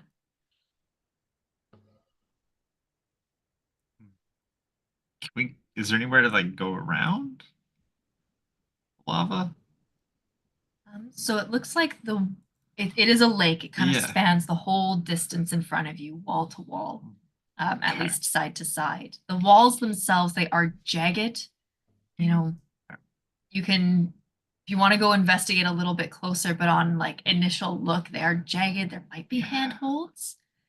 Otherwise, there are the openings, the vents, the holes in the side that might lead somewhere, but this is a little bit freaky. Can we fly across? Or is this it? Did we find the hot spot? Sorry, did you say what was on the other side? Like looking out across this lava lake, do we see something at the other side? Like something that we would want to get to, or are we just kind of like we just see lava? It, like looking out at a lake on the surface, you do see that there is an opposite side. There is something on the other side. Mm. It kind of, how do I describe it properly? You're in a cave itself. The lava's in front of you. You can see that there is another bank. That's a better word for it. Another bank. But whatever is beyond that kind of like shadows out. Good. There is no like immediate landmark, I guess. There is just another side. Okay. Hmm. You do hear Astra when you say, "Can you fly across?" She kind of pipes up and goes, "Oh, I guess I." But she pipes up and goes, "I do have the ability to change once more.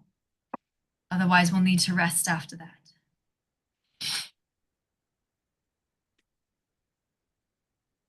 I'm wondering if we should maybe save that for when we need to make a quick getaway.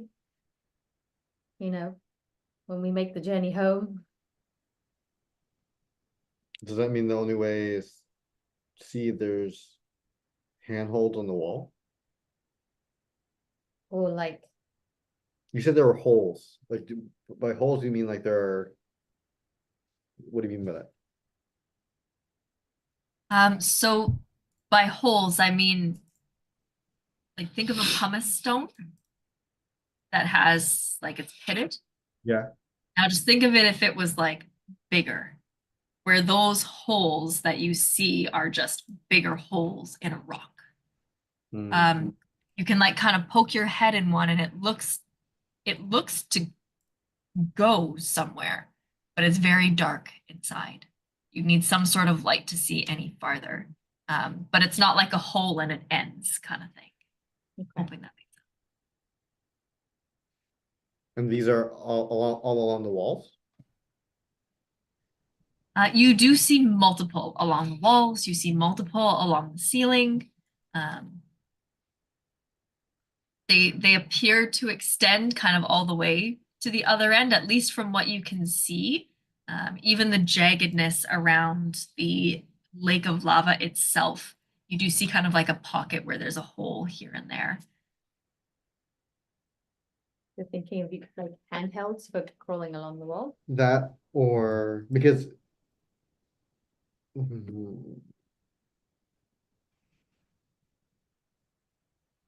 well, because she said like we can't see how deep the hole goes. Mm-hmm. So maybe they're like possible tunnels or something. Oh. Hey, Elle.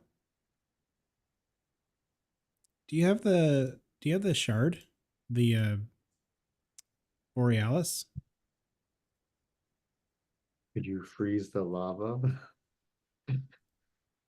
Ooh. Can we walk up to the edge of this lava field with it? See what happens? Elle can bring it forward towards the lava. Yeah, don't let it go. Hold on to it, but see I what- won't drop it, I promise. I would like to like whisper in your. There's no way you're dropping this thing as I cast guidance. I've already got a guidance on hold from Mrs. Cuse. Well, actually, I never used it. I didn't need to. But So that would have gone away by now. Yeah. You do not have that anymore. Yeah, I keep giving you words of encouragement to keep recasting guidance as we walk closer to this thing.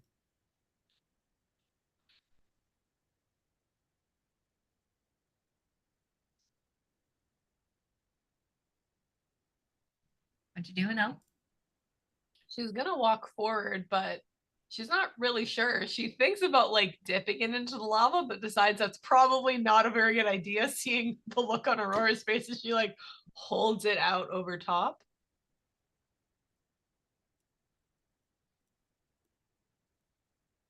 To say the only things I can really do, or I can do, let's see. I can attack things with it. I don't know if I can attack the lava. I could try. Did we test this on something? Didn't we touch the bottom of it to a macaroon or something? Don't remember.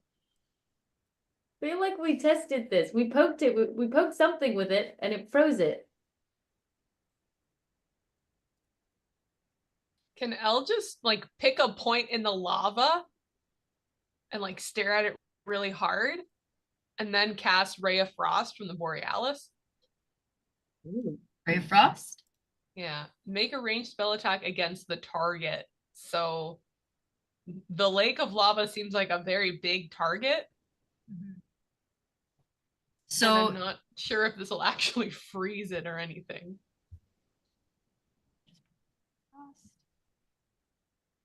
Like, do I feel like the area around Elle is still cold from the?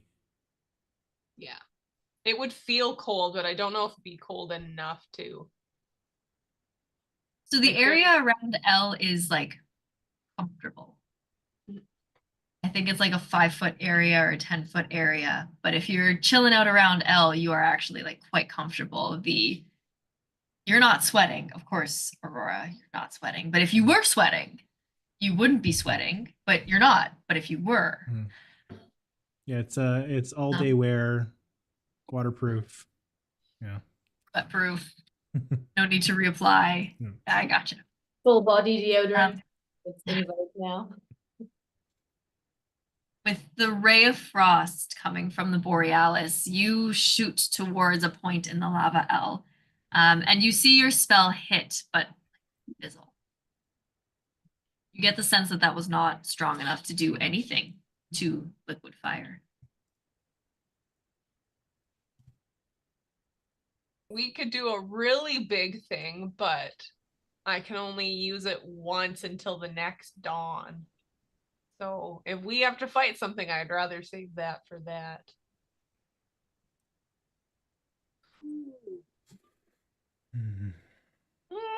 How can Elle guess how many feet it would be between the lake and the other bank? So I think I said it was like 40, 50 feet across the lake, the other bank. Not bad. I could float across.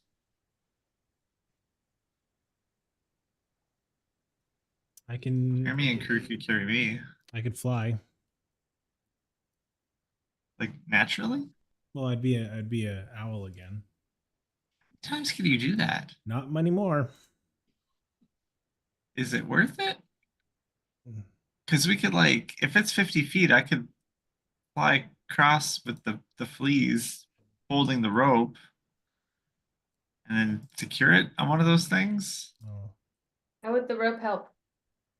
Well, we could do it on the side and we could use it like to hold on and you could climb across. That's not a bad idea.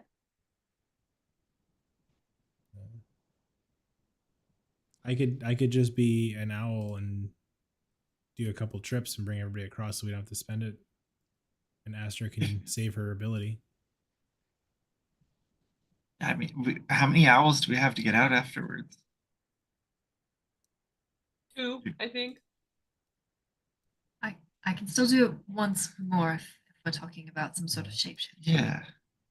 But is 2 owls enough to carry all of us? I think we've done it before. Okay. Okay. Okay. Is there any way that we can rest here? If we can rest in some way, then we can get these abilities back. We can safely get ourselves across. It's fucking hard to breathe down here. Does anybody want to sleep in this? I don't think we would. Is the I don't think dome that would be a good clear the idea. air? Let me check. If the dome works, then sure. Essentially, does the dome have air conditioning? Yeah.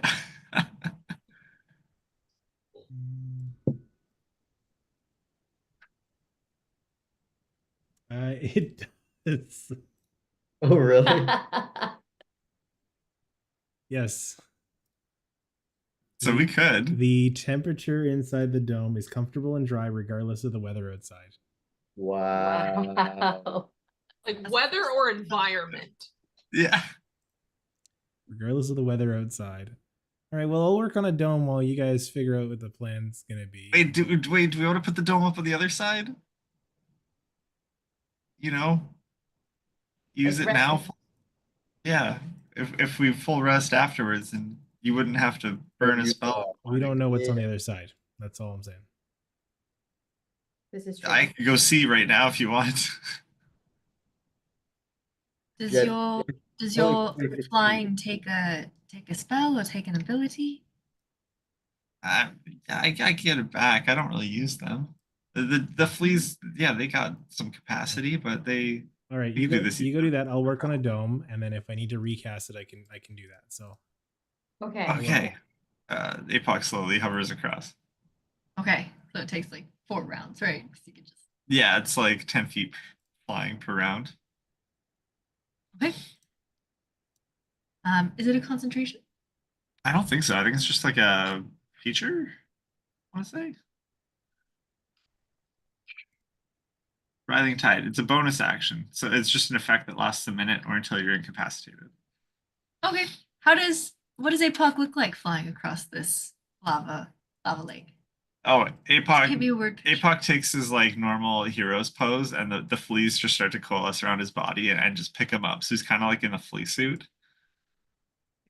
Yeah, hero pose, just like flea suit flying across. Yeah. Like I would say probably like how big is the chamber? It's like 60 feet up. Yeah, so like 10 60 feet over wide. 10 feet over the lava. He's just slowly moving across. Easy enough to do. And without needing to focus too much on it, allowing Jeremy and his buddies to do this, you can get to the other side. Before Uh, before you like lift off to go, can Sir Basil just be like, "Hey, Apoc, just hold on to this."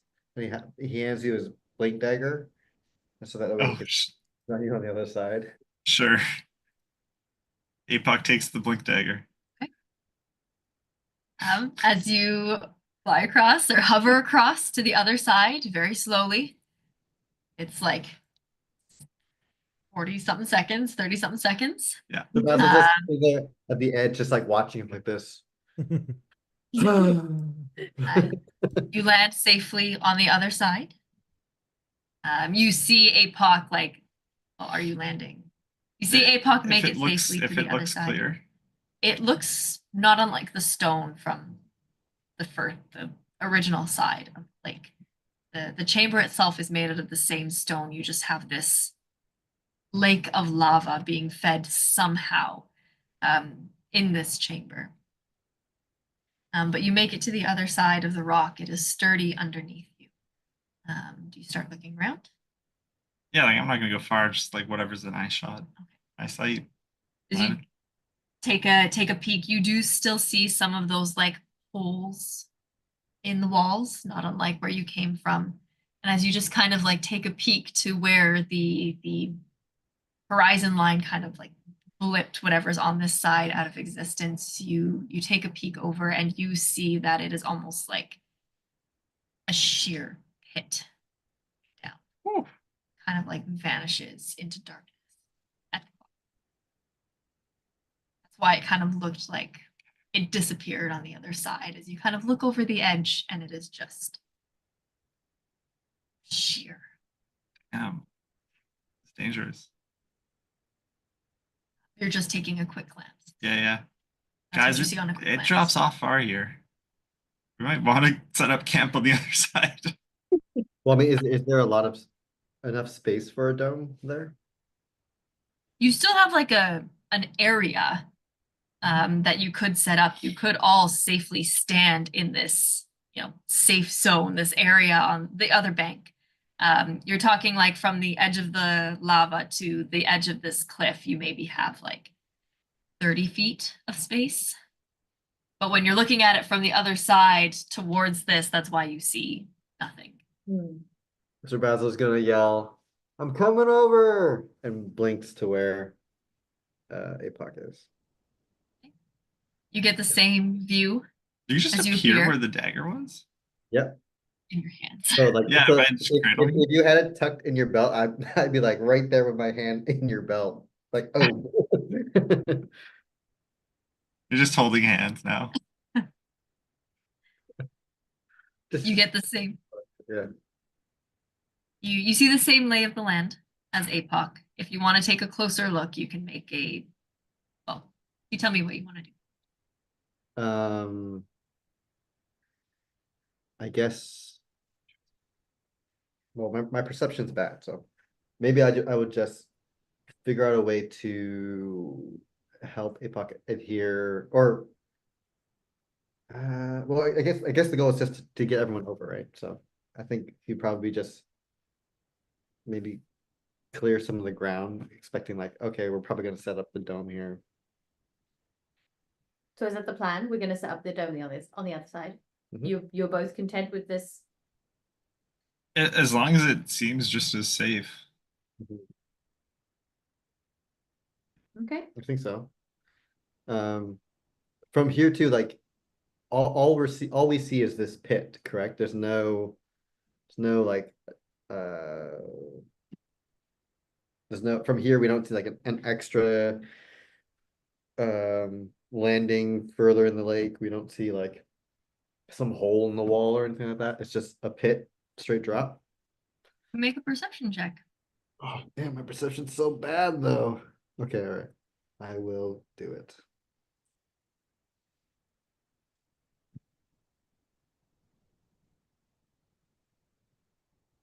It's a 4. 4. That's a deep pit. Okay.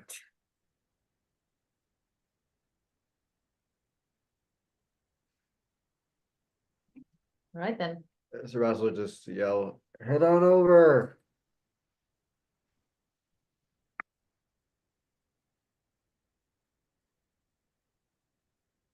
Oh, you're on mute there, Aurora. I fly over, pick everybody up. All right. Easy enough Well- to do. Will your polymorph come back after a short rest? Not a short one. Okay. I thought we were taking the long one.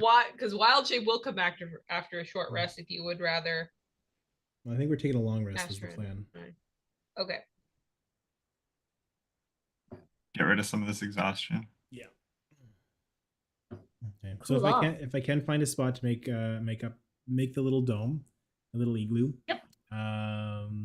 I'd like to put on a loose leaf tea, and make it nice and cozy inside. Nothing like hot tea No. on a hot day. Using the last of my loose leaf tea, it'll get rid of an extra point of exhaustion for anybody that has more than one. Nice. And that's the last of that. So it's easy enough. Oh, sorry. No, that's the last of my exhaustion tea. So it's easy enough to fly everyone over, easy enough to find what you think might be a safe space to set up the dome. I mean, you don't have a huge selection on this like sheer stone floor. You do go ahead and set up the dome. You do go ahead and make your tea. You notice in the dome that after remembering that the inside of the dome can be set to a nice, comfortable temperature, the floor itself is still quite warm. It's almost like not an instantaneous change from where you set up the dome. So as you are all kind of like huddling into the dome, you find you have to keep like moving, otherwise your butt gets a little too hot, and then one side gets a little too hot, so you switch to the other side to try and keep yourself a little cool as you are bedding down on volcanic rock in a pit, in a lake of magma or lava. Someone forgot that you could polymorph now and fly. So good job. Is anybody hungry? Oh, starving. Yeah, Okay. why? Because I once met a cave troll who said the best way to cook your flapjacks is on a lava lake. So Mrs. Cute puts on her apron, takes out her frying pan, It's covered in sand. okay, and puts away her frying pan. Elle casts Gust on it. And the sand flies everywhere inside. Mrs. Q is this cave troll was specific that if possible, if you can cook it on lava rock, close to a lava lake, that should be sufficient heat. So she like looks at her frying pan and then is like, pretty sure the frying pan will melt. So then she goes outside and looks for like a little piece of like broken, like glassy obsidian rock and puts it right next to the lava but not in it. So it gets really hot and she bakes flapjack. Love it. Just make a cooking check. Oh, cooking bee. Because this is a different way to cook flapjacks. Yes, yes. Survival. We all get food survival. poisoning. I know, I'm kind of thinking of. I'm actually gonna say, I like to think it's a religion check sure. because cooking's a religion for Mrs. Q. I'm not gonna go with religion, although I do enjoy the bargaining. Mrs. Q, go ahead and make either a survival or a performance check. Survival it is. All right. Okay, come on. Don't burn the flapjacks. Important roll right here. That is a 14. 14. The Not first bad the first time. the first two turn out pretty wonky. Like, the first one is always wonky, but then the second one turns out wonky, and for a second you're a little nervous, but by the third one you're like, okay, I got this figured out. So you lose 2. Okay. But you are able to make flapjacks next to lava.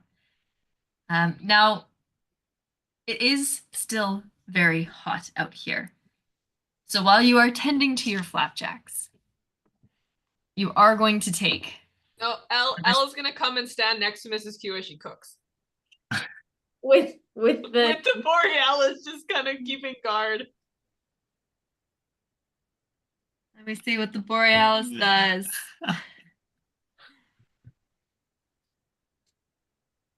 Well, earlier you said that like anyone who was standing Wherever the right, staff was goes, known. a bitterly boreal cold wind accompanies it. The wind gusts intermittently within 30 feet of the attuned. Oh, within the feet of the attuned character. So there might be some wind. So I don't think Mrs. Q would necessarily be resistant to fire damage, but she wouldn't be as hot. Yeah.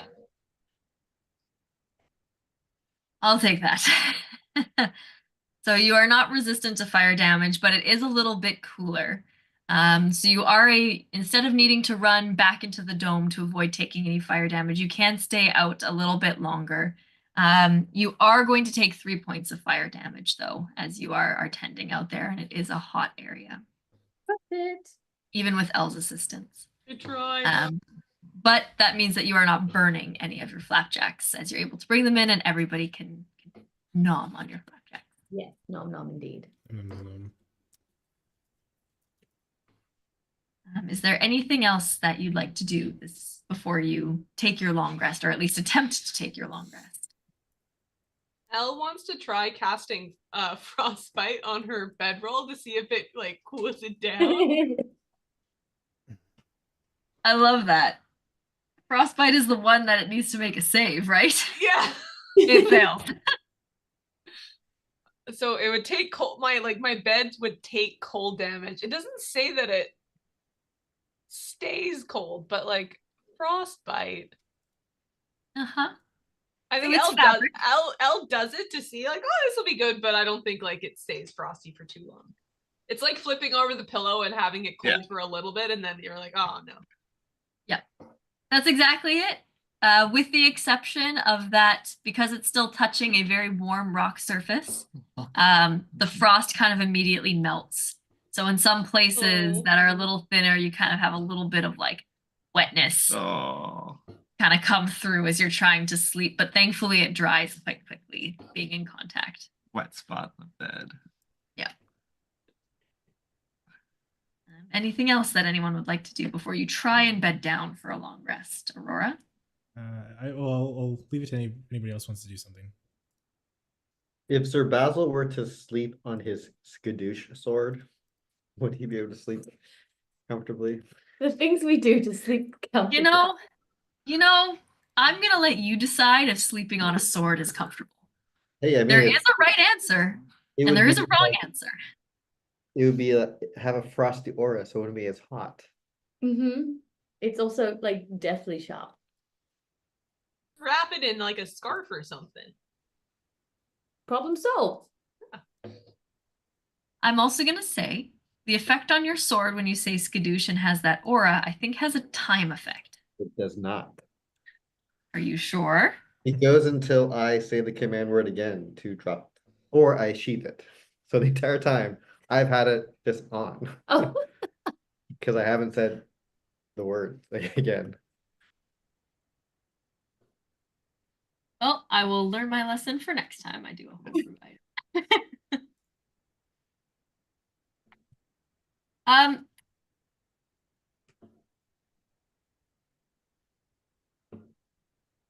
Oh yeah, a 10-foot radius and speed is reduced by 10 feet.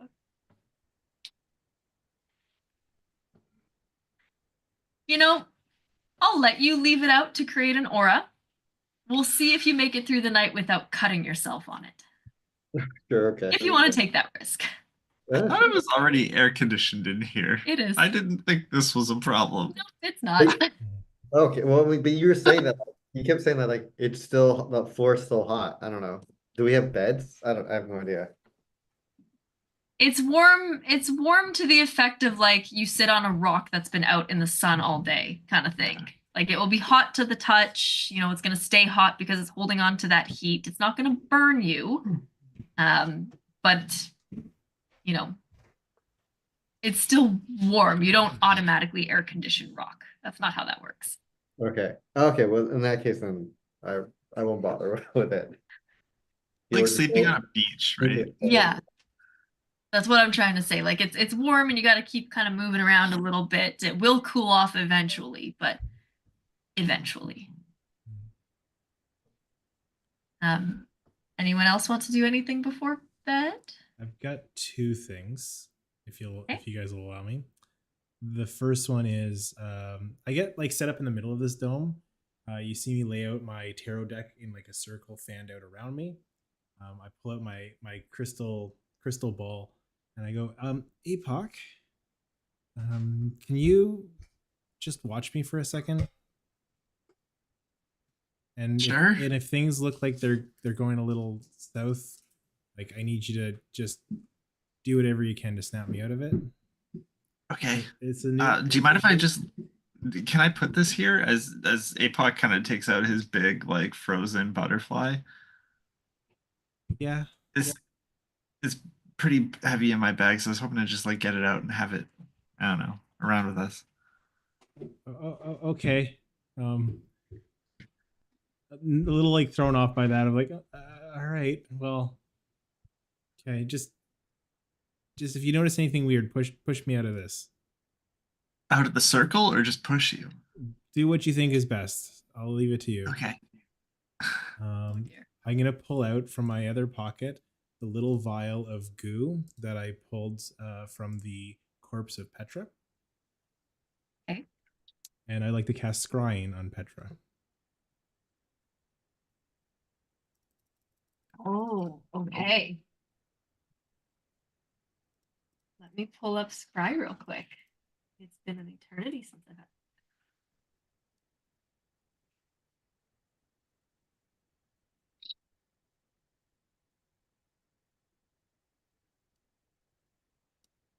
Okay, so this is still the old.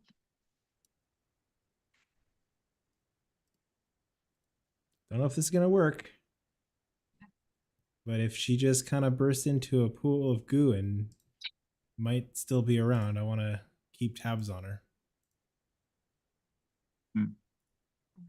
Absolutely.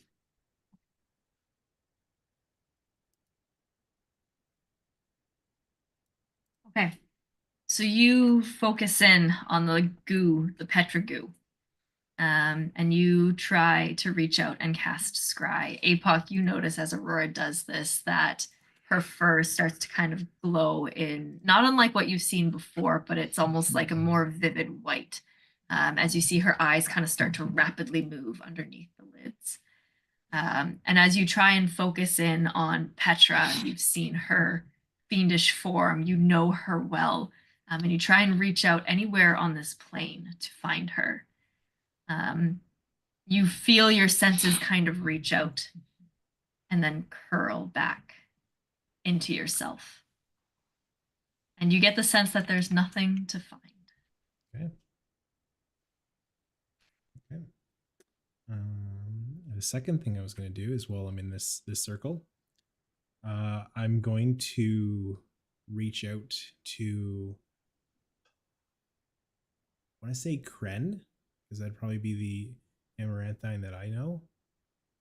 And just ask Kren, where are we? And I'd like to cast Contact Other Plane to speak to a, what does it say? A demigod, spirit, long dead sage, or some knowledgeable entity from another plane. And I get to ask it a question. And I need to make a save to see if it happens, or else bad shit goes down. So make your intelligence save.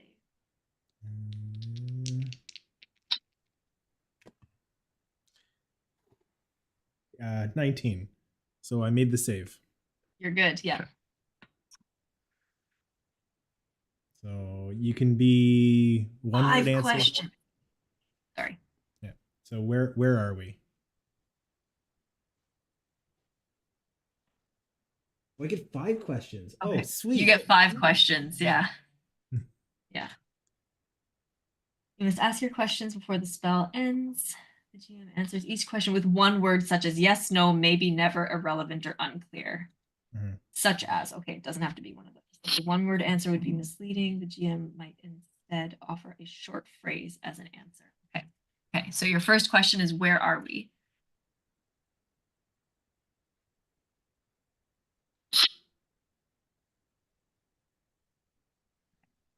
As you feel this like pull at the edge of your psyche, as you cast the spell and reach out to the other plane, it is very different from any magic you've tried to do in the past. Very different from anything you've tried to even accomplish through the use of the Necronomicon. This is something quite freaky. As you kind of like balance in between states. You ask your question, where are we? And reach out to the void. As you feel a presence kind of pulled towards you, ready to answer the question. Ooh. There is a bit of a beat as the silence of where you are kind of weighs in this area before your ears kind of sound like wind is whipping by you. As you get the answer,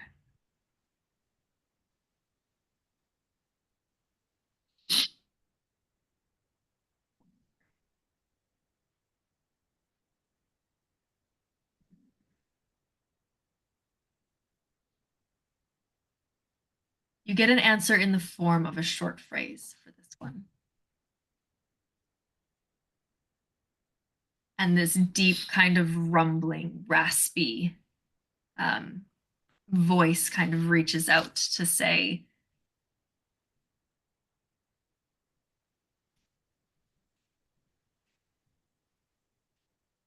between worlds. Are we on the fire plane yet? No.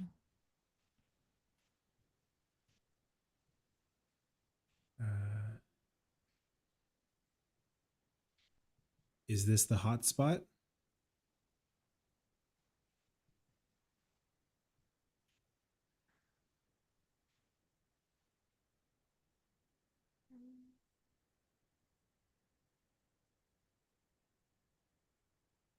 Yes.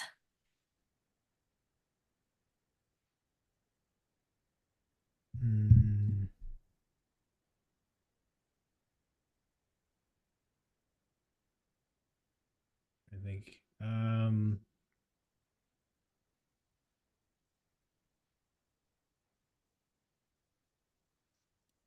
Are we in danger?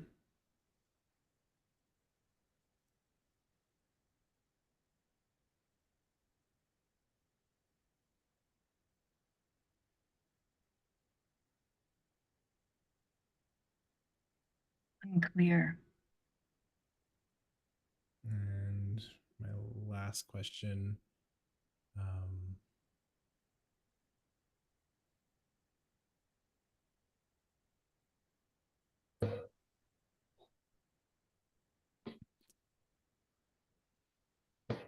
what's down in the pit.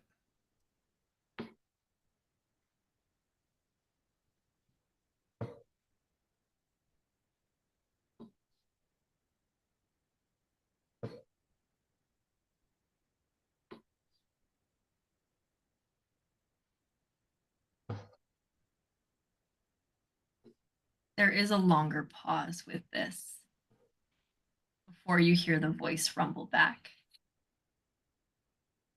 Your quarry. Thank you. And you feel that wind in your ear get louder as you gasp and open your eyes.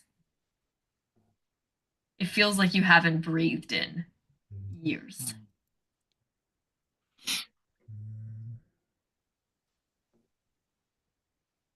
Cool. Cool.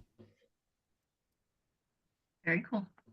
Did anyone else have heard the responses, or it was just sort of in your own head? I think it's in my own head, but I would share that all with you. Yeah. This is a very high risk spell. Yeah. I didn't even know that this existed. What happens if you hadn't have rolled successfully? You guys are gonna have to go on without me. Oh, shoot. Okay. Oh, okay. Yeah, risky. Okay. I'm glad that's not the case. Yeah. All right. That's it for me. Anything else, Apoc? You didn't really get a chance. Or if anyone else has one final thing, just keeping an eye on time. What do you think of this butterfly, Aurora? I hate it.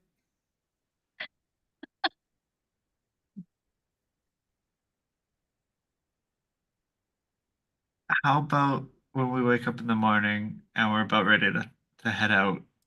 Do you want to chuck it in the lava? Would that give you some joy? I think I've got enough joy in this group, but if that'd make you happy to see me throw it in, I'd be happy to do it for you. Yeah, I think it'd be fun. All right, let's do it. On the docket for tomorrow morning? I think so, yeah, because you can't leave the dome tonight, right? No. Yeah. Yeah. All right.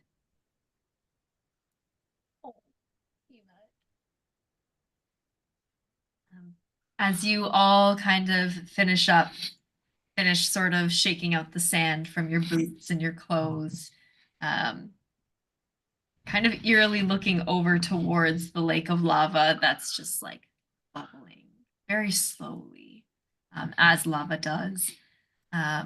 You all can somehow come to a bit of a fitful rest being in a alien place, where you are not quite sure what awaits you and not quite sure if you fully understood what you've just passed. We will go ahead and stop there for tonight and pick up after your long rest tomorrow morning in 2 weeks. Do we get the long rest? Not yet. Okay.